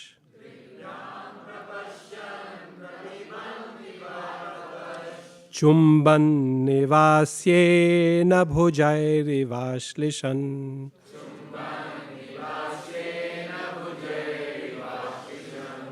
It gets better than what I said. Chumban. See what he's doing. Translation and purport by His Divine Grace Srila Prabhupada. When Dhruva Maharaj saw his Lord just in front of him, he was greatly agitated and offered him obeisances and respect. He fell flat before him like a rod and became absorbed in love of Godhead. Dhruva Maharaj, in ecstasy, looked upon the Lord as if he were drinking the Lord with his eyes, kissing the lotus feet of the Lord with his mouth, and embracing the Lord with his arms. Think about what is going through him as he's paying obeisances. He's drinking the Lord, kissing the Lord, and embracing the Lord, all while offering obeisances. Srila Prabhupada's purport. Naturally, when Dhruva Maharaj personally saw the Supreme Personality of Godhead face to face, he was very much agitated in awe and respect, and it appeared as if he were drinking the entire body of the Lord with his eyes. The devotee's love for the Supreme Personality of Godhead is so intense that he wants to kiss the lotus feet of the Lord constantly, and he wants to touch the tips of the toes of the Lord and constantly embrace his lotus feet. This is Srila Prabhupada's realization, right? The tips of the toes of the Lord. All these features of Dhruva Maharaj's bodily expression indicate that upon seeing the Lord face to face, he developed the 8 kinds of transcendental ecstasy in his body.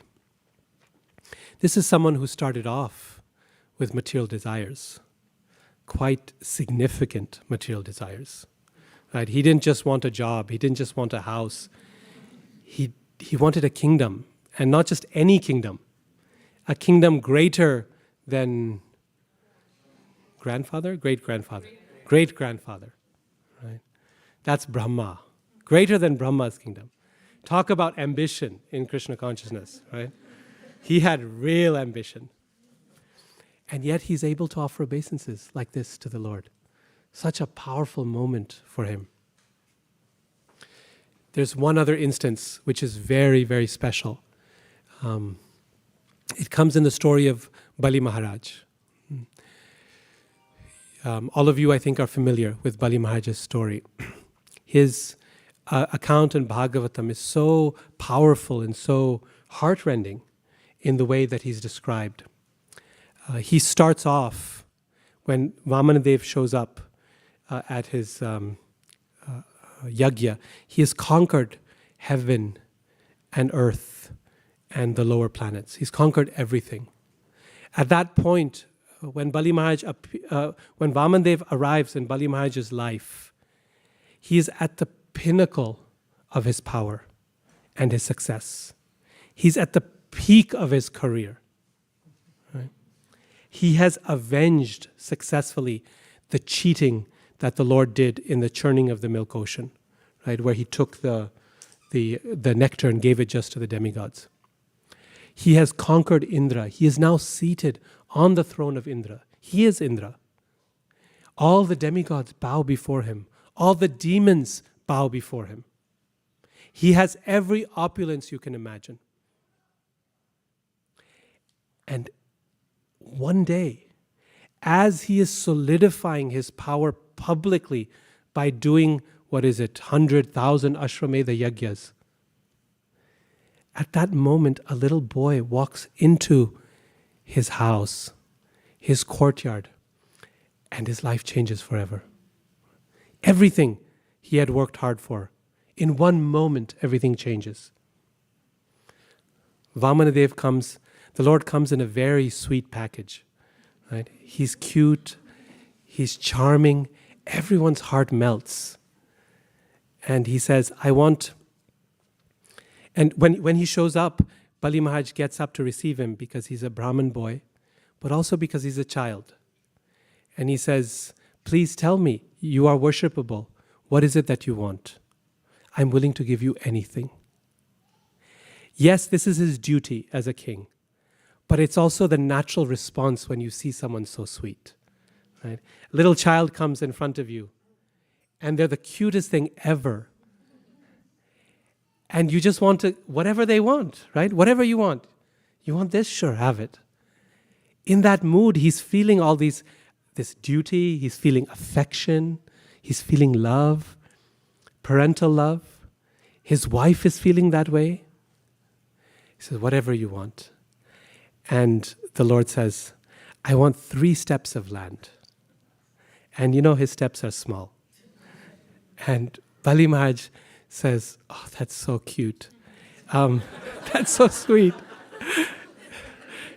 3 steps. You should ask me more. Ask me more. More than you'll ask me so much that you never have to ask anyone again in your whole life. And the Lord starts giving him this lecture. If you're not satisfied by 3 steps, you won't be satisfied by 10 or by the whole universe. One who is not self-satisfied will not be satisfied with everything. And this is yet cuter.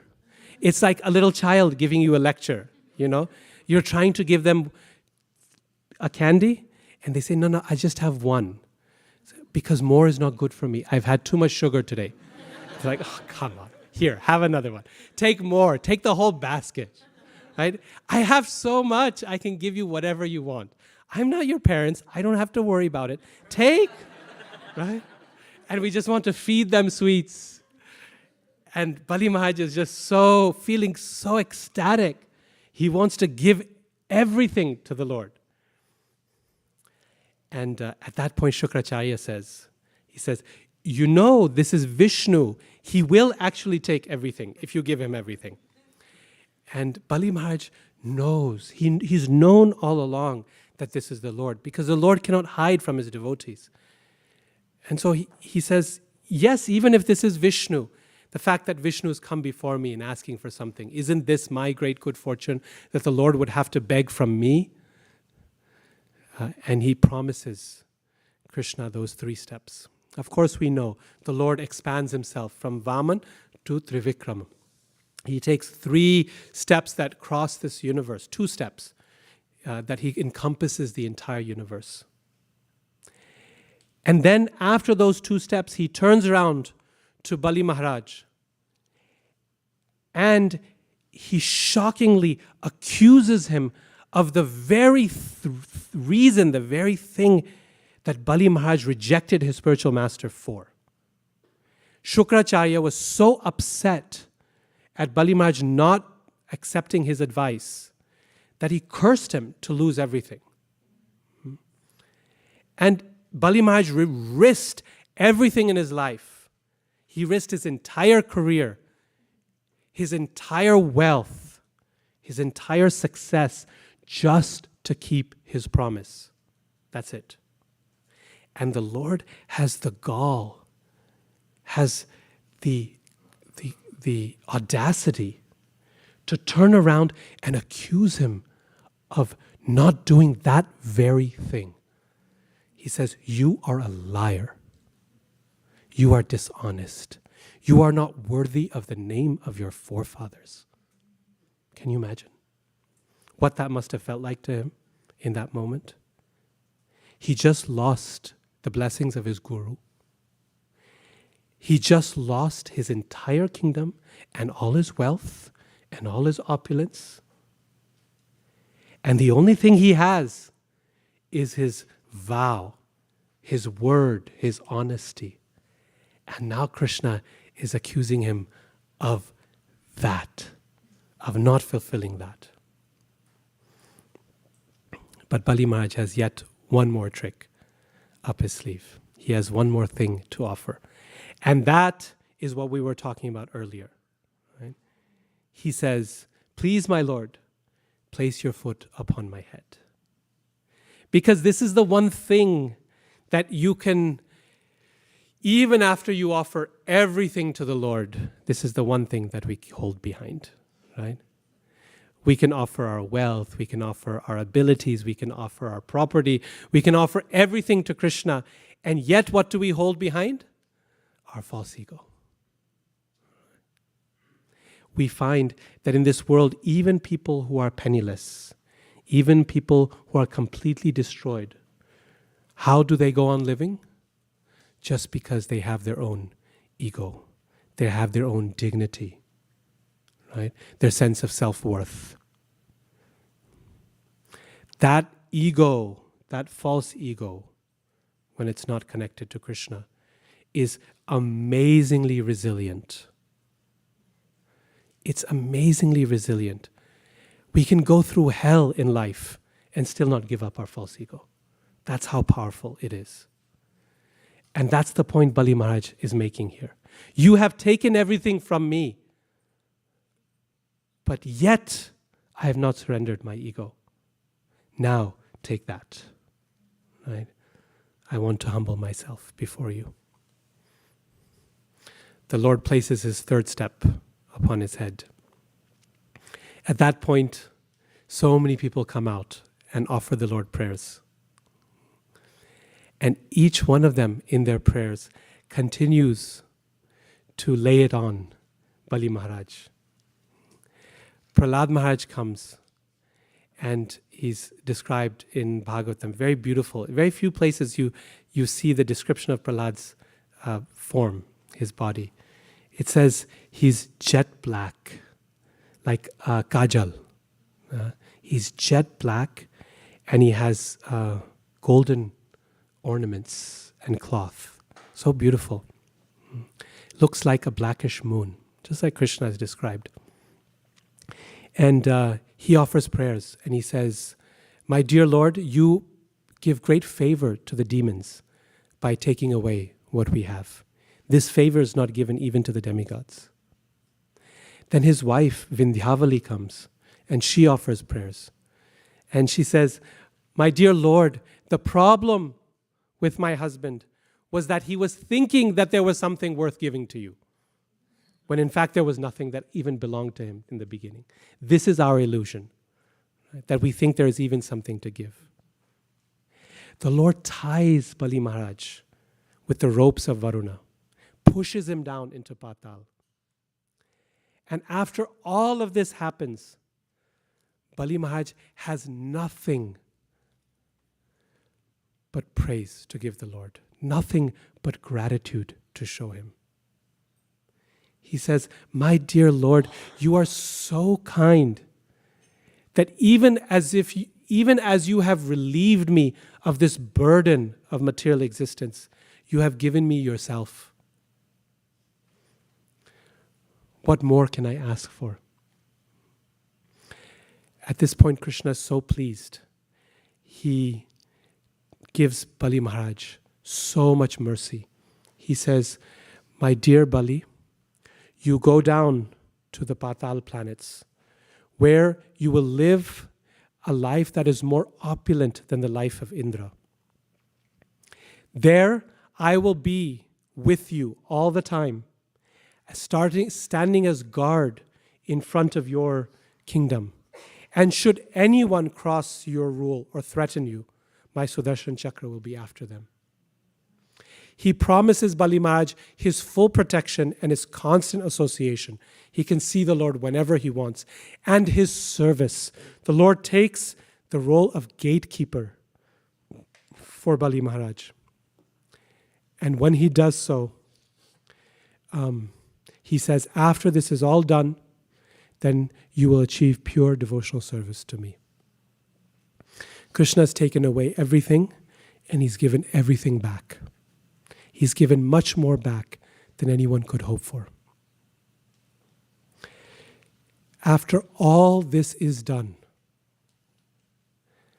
Bali Maharaj has just one verse to say. Just one verse at the end of the whole story.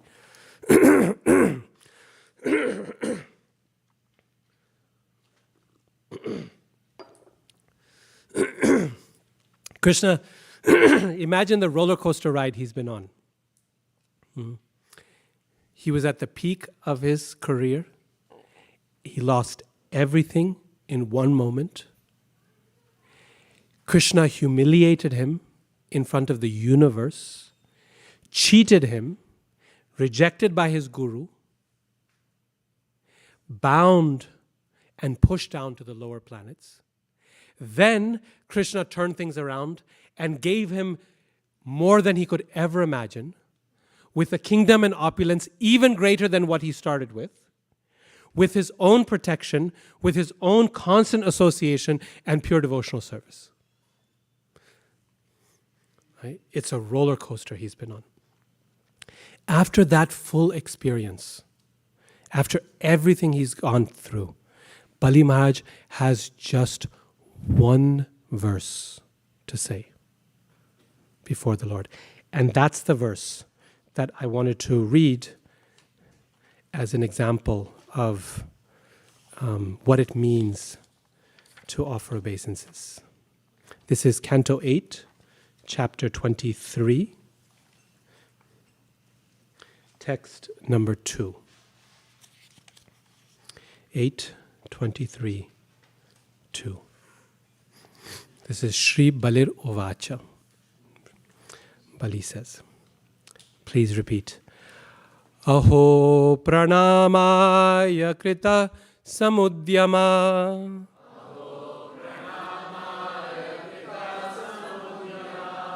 Prapanna bhaktartha vidho samahita.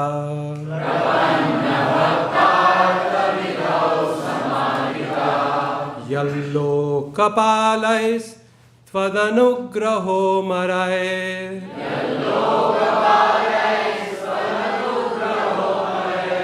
Alabdha purvo pasade surer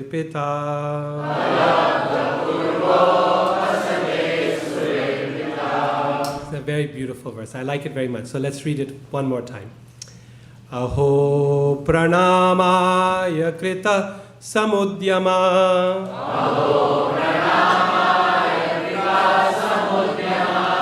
Prapanna bhaktartha vidho samahita.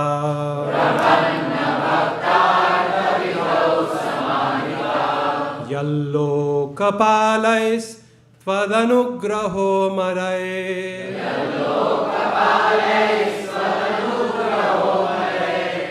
Alabdha purvo pasade surer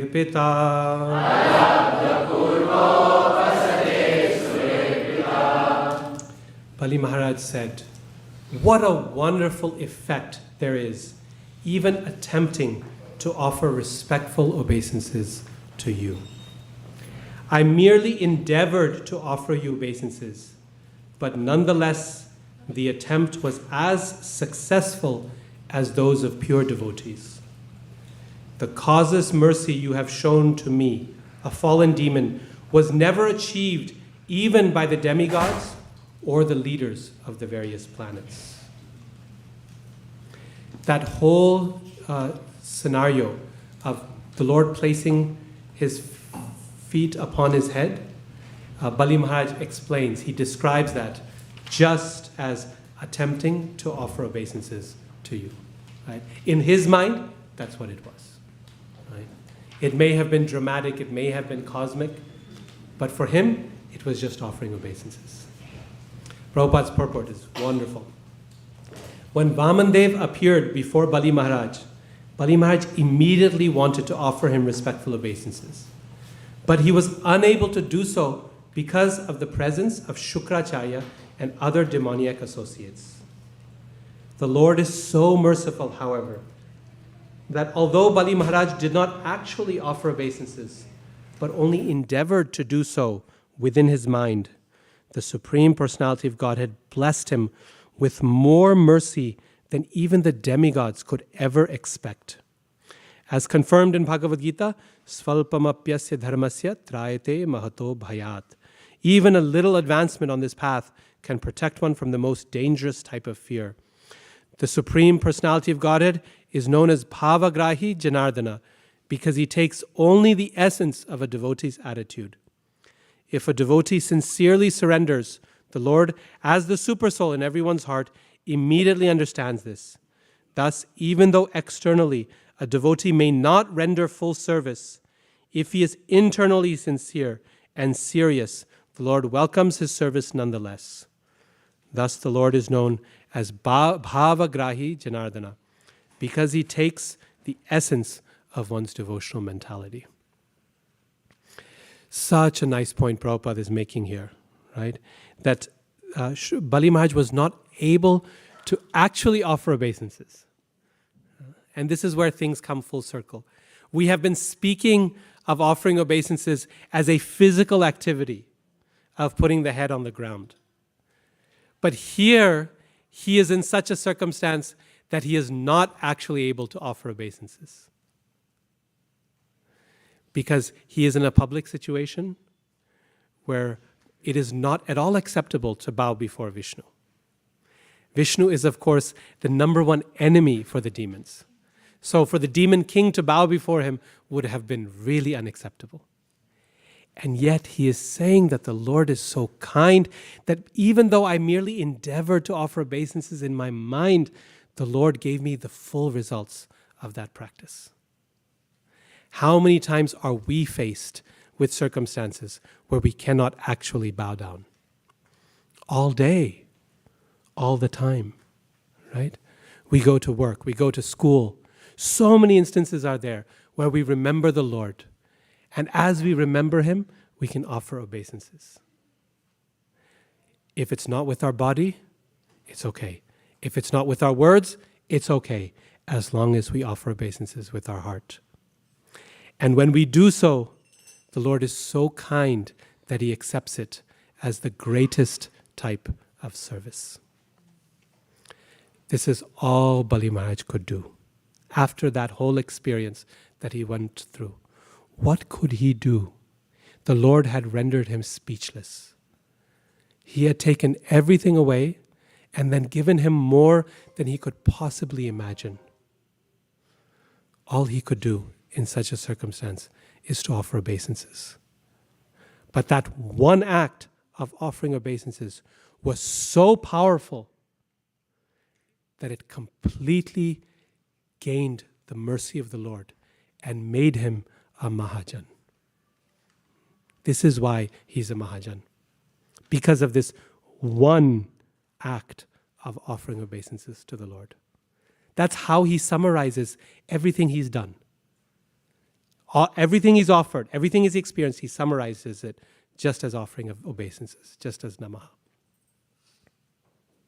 Okay, so to recap, offering of obeisances is an acknowledgement of God's dominion, his greatness, and our smallness. Deeper than that, offering of obeisances is an offering of our false ego, surrendering of our ego before God. Even deeper than that, it's a surrender of our body, mind, and words before the Lord. And deepest, it's a giving of our full heart to Krishna. This is the beauty of the process of bhakti. Even the smallest thing in our life can have the greatest result. Offering of obeisances is such a small thing. How many times do we do it in a day without even thinking? We put our head on the ground and we get up. We put our head on the ground, we get up. It doesn't make it any faster by doing it with meaning, any slower by doing it with meaning. we can take that opportunity, something we're doing anyway, that doesn't cost extra, that doesn't take extra time. We do it as a ritual. We can do it like this. We can do it like Dhruva Maharaj and pull the Lord's lotus feet into our hearts. We can do it like Bali Maharaj and offer everything to the Lord. That is the capacity of pure devotional service. The smallest thing can have the greatest result. Okay. So, the other steps are much faster, I promise. The first step in offering prayers is pranam, right? Offering obeisances. After the devotee offers obeisances, then what does he or she do? What's the next thing they do? Glorify Krishna. Before we tell Krishna our problem, we take a little bit of time, just a little, to glorify Krishna, to focus on Him.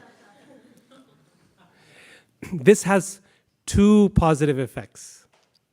One, if you're trying to get someone's attention, then you have to show them that it's not just about you, right?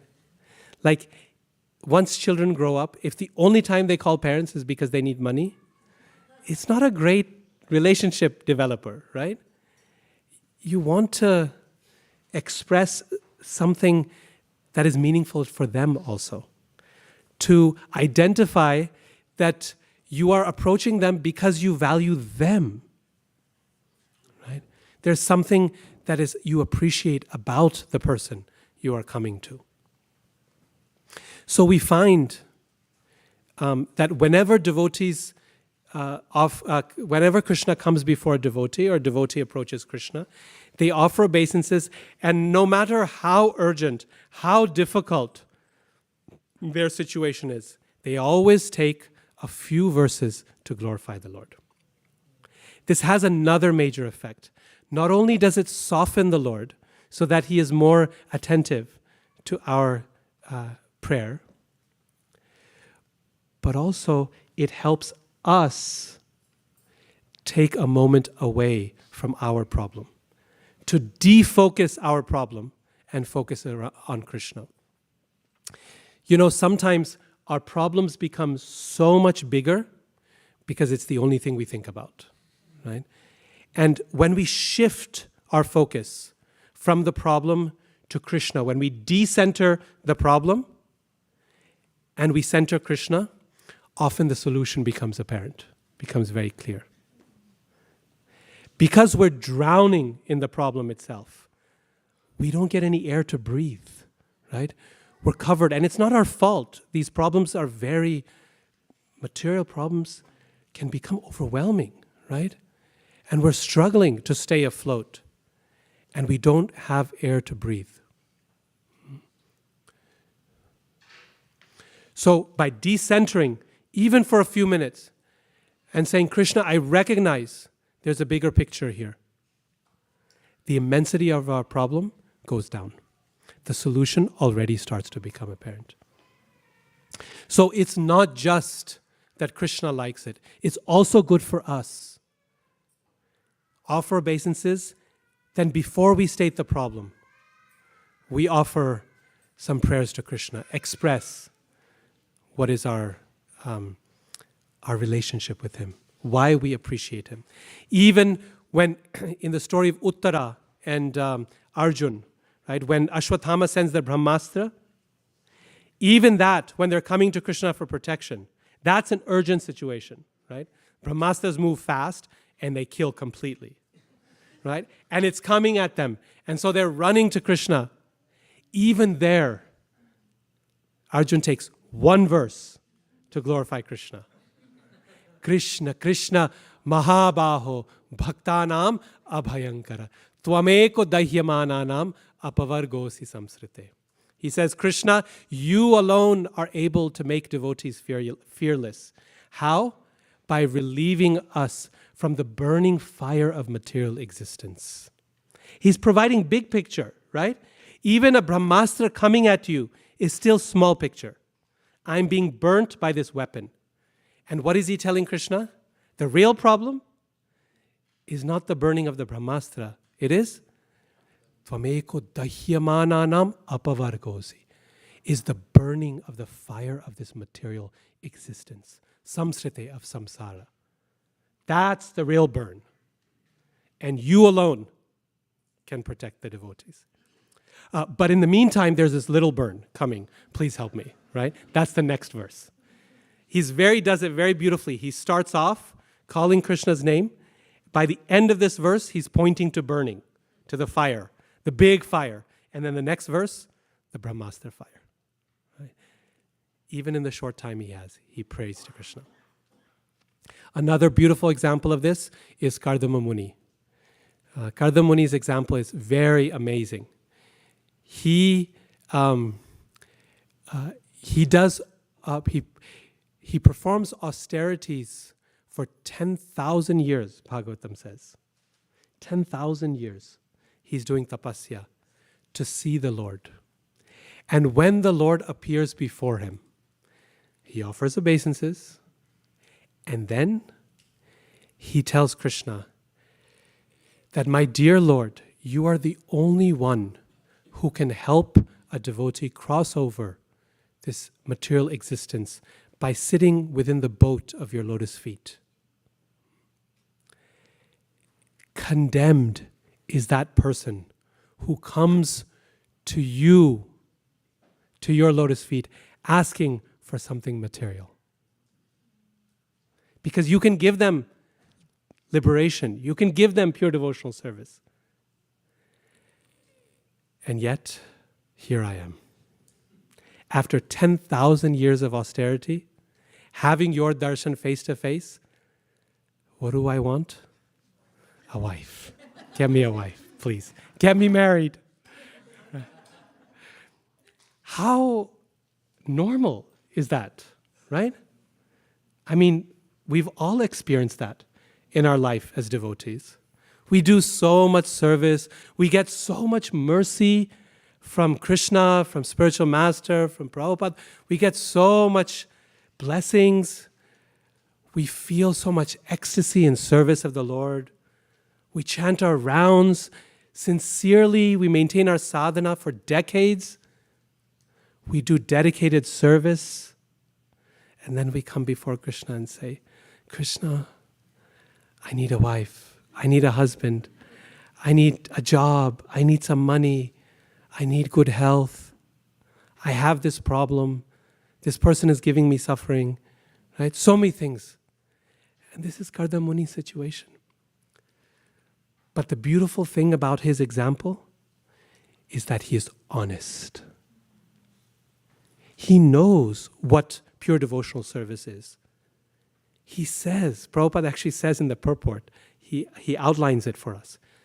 In just the previous verse, he says, this is what you are capable of giving. This is what I should be asking. And yet, this is what I want. He's honest. And Krishna is very pleased by that honesty. Shrinvatam swakatha Krishna punya shravana kirtana hridyantasto vidunoti hridyantasto yabhadrani vidunoti suhrit satam. Prabhupada translates that as Krishna cleanses the heart of the honest devotee. He cleanses the heart of the honest devotee. Krishna can deal with all those desires. He's seen much worse. Much, much worse. He's been with us when we were a cockroach. And how bad is that? Right? Krishna can deal with all of that, but he needs honesty from us. If we go to him saying, I am a pure devotee, and I love only but you, and Krishna says, oh yeah? Shall we try something? And he gives us something that really demonstrates who we actually are, right? So no point in challenging Krishna. Better we be honest before him. And we go to him, my dear Lord, I know this is the standard. And I also know this is where I'm at. And please help me. Help me with this and help me get here. Both. And you know how best to do it. So please do it for me. This was Kardama Muni's mood. And the Lord was so pleased with him. He said, don't worry. Don't worry. I will send you a girl exactly according to your heart's desire. And Prabhupada has a beautiful purport there that's useful for any unmarried boy or girl. Prabhupada says, if one simply goes on doing devotional service of the Lord, Krishna will send the devotee a husband or a wife exactly according to their heart's desire. This is his promise to Kardama Muni. And in addition to that, he comes as Kardama Muni's son, and in the end, he gives him liberation and pure devotional service. He gets it all, just by virtue of his honesty before the Lord. He starts off asking for a wife, and he gets the full thing in the end. So that's step number 2, is we praise Krishna. And after we praise him, then Prabhupada says, we can go to Krishna and we can say, Sir, I have a problem. Prabhupada says very sweetly, he says, we can stand before the Lord and we can say, Sir, I have a problem. And Krishna will respond. The way we know that is because he does it over and over and over again in the scriptures. He does it for Gajendra, he does it for Kardama Muni, he does it for Lord Brahma, he does it for Bali Maharaj, he does it for Prahlad Maharaj, he does it for Dhruva Maharaj. Over and over again, Krishna responds to prayers exactly according to how the devotee needs and wants. My favorite example in terms of going to Krishna with the statement of the problem is that of Arjun in Bhagavad Gita. I think he just says it so nicely. He expresses his problem so well. Chapter 2, verse 7. Karpanya dosho pahata swabhava prichhami tvam dharma samudha cheta yachreyasyan nishchitam bruhi tanme shishyasteham shadhi mam tvam prapannam. He says, my dear Lord, I have become weak. Karpanya dosho pahata swabhava. I've become weak. Miserly weakness has overcome me. Prichhami, therefore I'm asking you, tvam dharma samudra cheta. What am I supposed to do in this circumstance? What is my dharma? Yach shreyasyan nishchitam bruhi. Tell me. This bruhi is a command in Sanskrit. It's the imperative. Tell me, right? Tell me, bruhi. Nishchitam, for certain. I want to know for certain. Because I have a lot of ideas of what's the right way. Right? This way, that way, this way, that way. He's just done that for a full chapter. Now he says, bruhi, nishchitam, tell me for certain. Why? Why should you tell me for certain? Shishyasteham, because I'm your disciple. Shadhimam prapannam, I've surrendered to you. Therefore, shadhimam, teach me, instruct me, chastise me. This word shadhi can mean all of these things. If we ever are faced with a circumstance where we do not know what to do, this way or that, should I do this, should I do that? If we just repeat this prayer from Arjun and speak it with meaning, Nishchitam bruhi tanme, tell me, Krishna, for certain, what should I do? Krishna definitely responds. There's no doubt. It's not necessary that the response is the one we would like to hear, but Krishna will respond like he does for Arjun. Okay? So, the steps. Offering of obeisances with meaning. Praising Krishna. Taking a moment to think about him before we think about ourselves. And finally, stating our problem with a request for solution. The more open we can leave the solution part, the better it's going to be for us. Okay? The statement of problem should be specific and clear. The solution part should be vague and open. I know exactly what the problem is. I don't know what the solution should be. Please tell me. Shad Imam, teach me.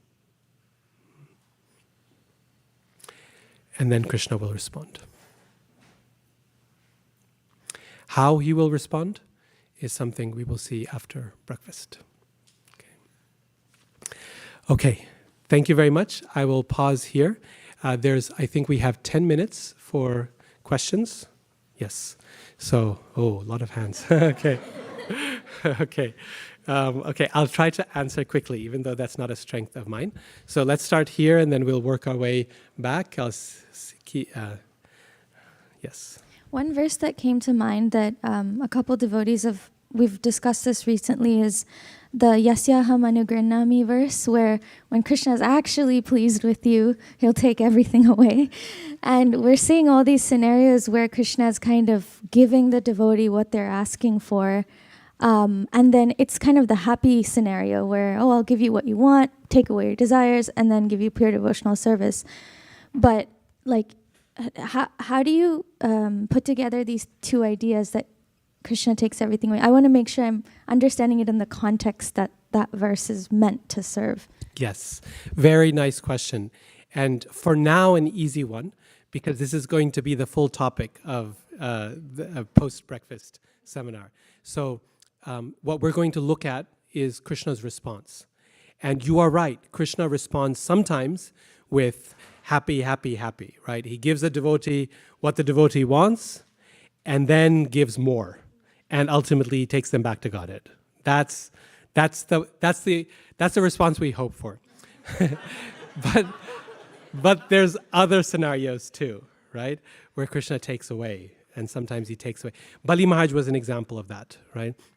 What Bali Maharaj went through was actually really difficult. Like, for most of us, we would crack under that kind of weight in terms of how much he had to lose, both in terms of material possessions and in terms of his ego and in terms of his dignity and the humiliation he went through. Most of us would not survive. I know I would not survive that sort of experience.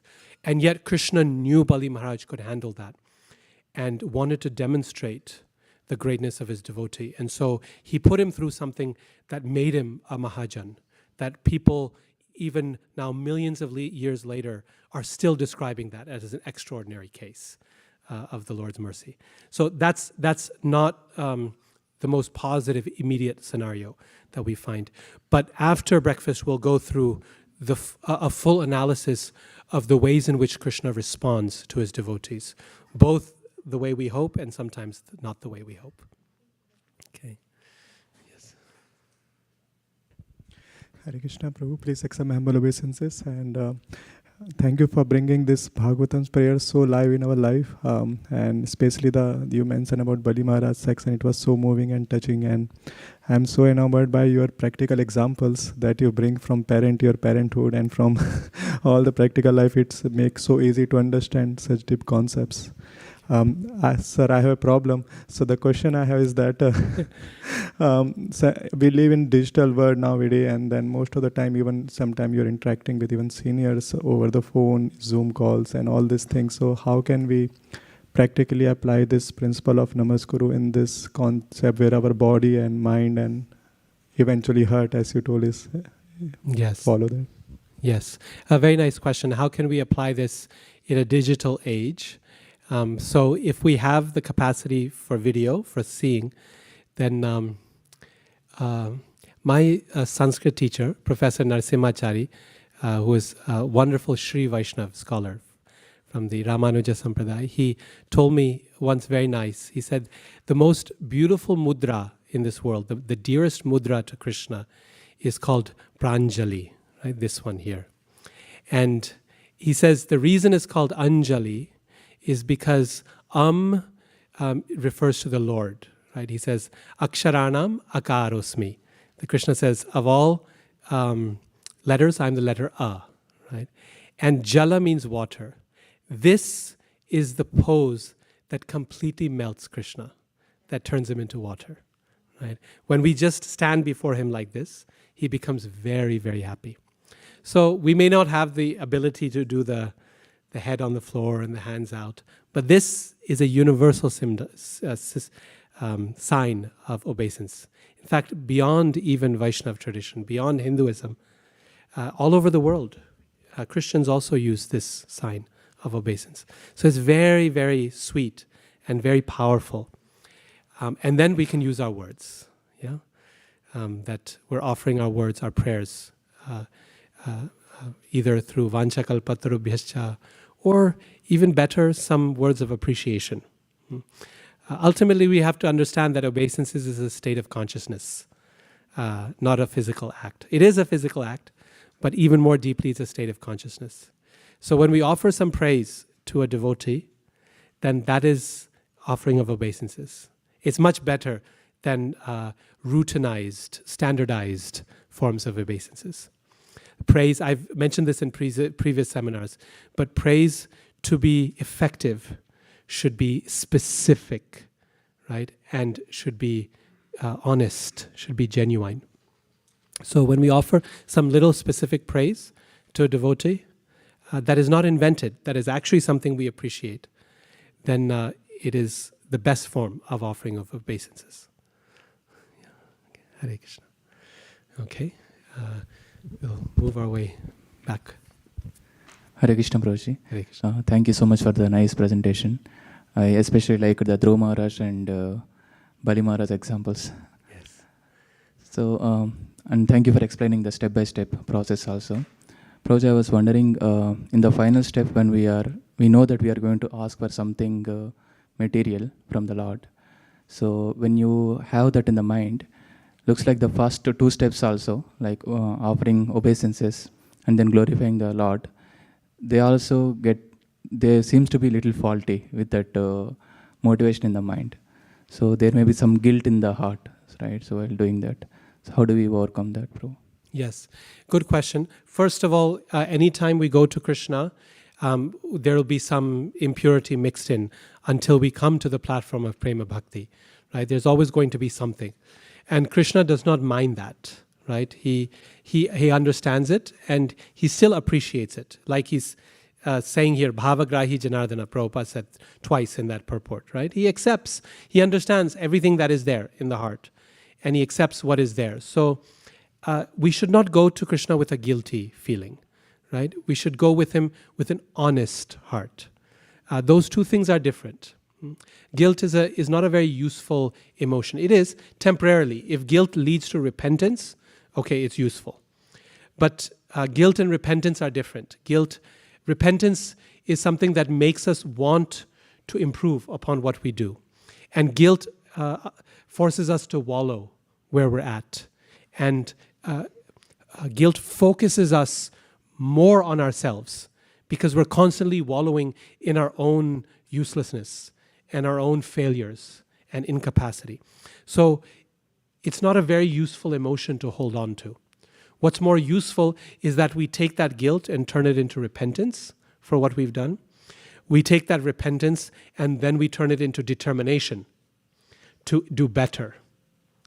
And then we bring all of that with honesty before the Lord, right? And we tell him, I'm guilty, but I'm repentant, and I'm determined to do better because I know you want more of me. But this is who I am.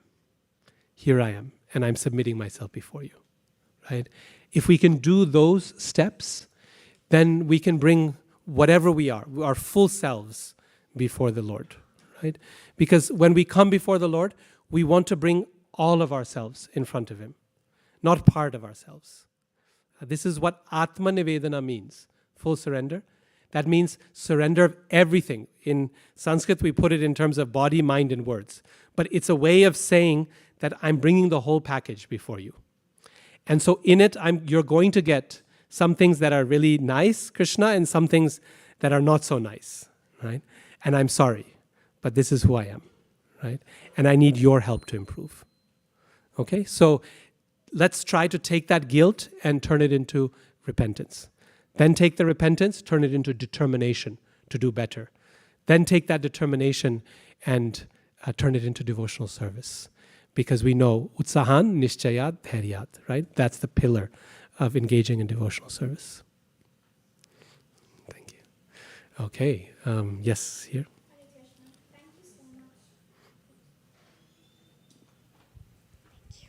Hare Krishna. Thank you so much for the session.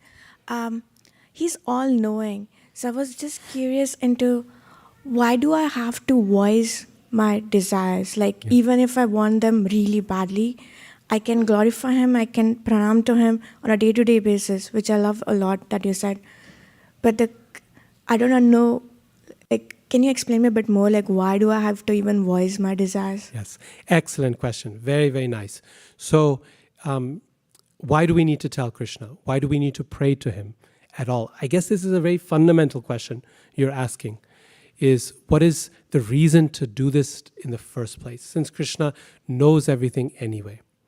And there's actually multiple reasons for that. One simple reason is that the act of actually going to Krishna and asking helps us learn dependence upon the Lord. Right? So that is beneficial not for him, he already knows, but it's beneficial for us. Because even when we need something, it's very difficult to ask sometimes. Our nature is that we're often so proud of our capacity and our ability to sort things out ourselves that the act of submission is actually very, very difficult. And voicing our desire. I remember one time in Boise, when I was a child, we had this guru come to the temple who was a really well-known Mayavadi, impersonalist, like really pakka. And just the day before, we had gone to one of his programs in Boise to see who he was and how he was like. And boy, I've never heard such intense Mayavad philosophy. Right? And he came the next day to the temple with his disciples and things. And it was incredible because when he came before the deities, everyone offered their respects. Like some got on the floor, but most did this. And the whole time he was not able to bend his neck. Right?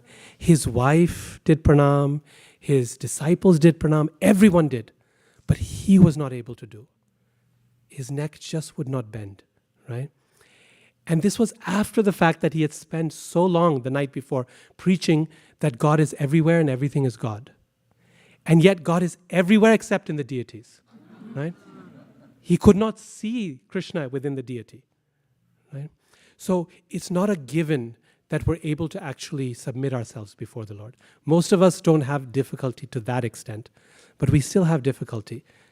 So it's beneficial for us. It builds our relationship with Krishna by asking, right? The second thing is, by asking, sometimes we discover what we want from Krishna. You have to verbalize something in order to better understand what is it that you want.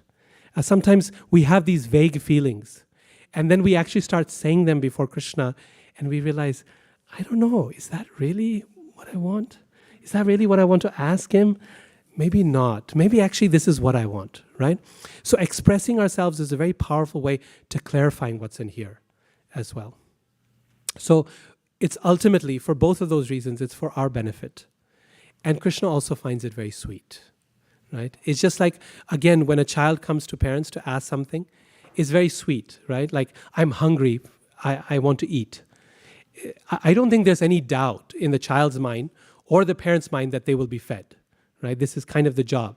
And yet, just by asking, it's very nice for both sides, right? To be able to feel that protection, and to express that protection from the other side.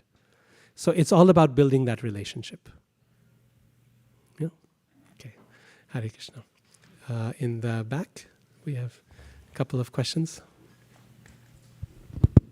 Hare Krishna Prabhuji. Hare. Thank you, first of all, for keeping us in your orbit. Very grateful for this wonderful practical session. So Prabhu, you mentioned a very nice thing about, being very honest about material asks in the prayers. I want to confess that I do ask a lot of things, but my goal has been over the years, not with the idea of not being honest, but not to ask more material things. And again, I'm repeating and quite obvious that I do ask a lot of it. But after this session, it should not happen that, oh yeah, licensed, that, where do we draw the line? I completely agree with you that it has to be personal, it has to be honest. And sometimes I don't ask, not because I don't want to be honest, it's between me and Krishna. But I don't want to dwell too much on those needs, at the same time express more of my gratitude. And I try to do what I want to do. Where do I draw the line? Yes. Very nice point, Prabhu. Very nice point. Even as we should be honest with Krishna, we should always be trying to improve and do better in front of him, right? And part of that process of improving is asking ourselves, what is actually worth taking to Krishna, and what can I figure out on my own? Or what can I figure out because it's going to be figured out anyway, right? So, if I can't find my toothpaste in the morning, right, I can get down on my knees and pray to Krishna. But it's kind of like I can also just look, right, and I'll find it. So there's some things that we understand the devotee doesn't feel like they want to trouble Krishna with this. Because this world will sort it out. You'll sort it out. Someone else will sort it out. It's not the end of the world, right? What I was trying to speak of is those things that reach a certain threshold, where we really feel like we are incapacitated without Krishna's help. Like with Gajendra, right? He tried for 1,000 years, and then it just came to a point where I don't think I can handle this on my own, right? It's either this or I go under. And at that point, he plucked up a lotus flower and raised it to the Lord. What's so beautiful about Gajendra's prayers is that Prabhupada explains that he didn't actually know who he was calling out to. He knew that there's someone in control. There's a God up there, right? He was on that first level of offering obeisances. I know there's someone big and I'm very small. So he offers obeisances. He never names the Lord in his prayers. He just says, my dear Lord, whoever's there, right? If there's a God, please help me. And that is how so many people's spiritual life begins. Do you know how many people, their stories of coming to Krishna consciousness? They're exactly like that. They've come to a point where they cannot handle their material life on their own. They come to a breaking point. And when they're just at the point where I'm going to go under, right? They call out and they don't know to whom. They just say, if there's someone up there, help me. And Krishna will help. There's one very dear friend of mine who described this. He was going to church and in a very difficult state and really at the brink, And he went to church and he said, Jesus, I don't know. If you're there, if you're not there, if God is there, not there, I'm not sure. But if you are there, this is the time to show yourself, right? And he came out the church door and there's a devotee with a Krishna book who handed it to him. Said, you have to read this, right? So there's many, many stories like this. Book distributors will tell you, right? So that's the point at which I think we need to go. But you're right, devotees, we don't want to trouble Krishna unnecessarily for useless things, minor things. And we want to improve. And as we'll see next class, as Krishna responds, the threshold of what we need to bother him about increases over time. Right? In the beginning, we have to ask for that toothpaste. And as time goes on, we say, okay, I think Krishna, I can wait on asking him the real problems of life. Right? So, thank you. In the back, there was one more. Okay, I think we're out of time anyway. Actually, 10 minutes past time. So Prasad is ready. We can Yes, Prabhu. Okay, so everyone, please have nice prasad, breakfast. Prasad, don't eat too much, so you're awake for the second half of the seminar. But I look forward to seeing the other half. We've understood how to approach Krishna, and the next half is even more exciting. It's about how Krishna responds to us and what we can expect from him. Thank you all so much for your attention. Hare Krishna.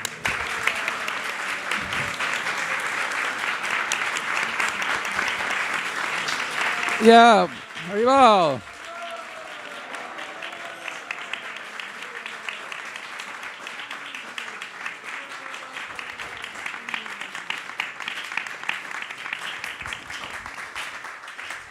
So the prasadam will be served out in the picnic area, and then we meet back in 25 minutes, Radhika, Raman, Prabhu?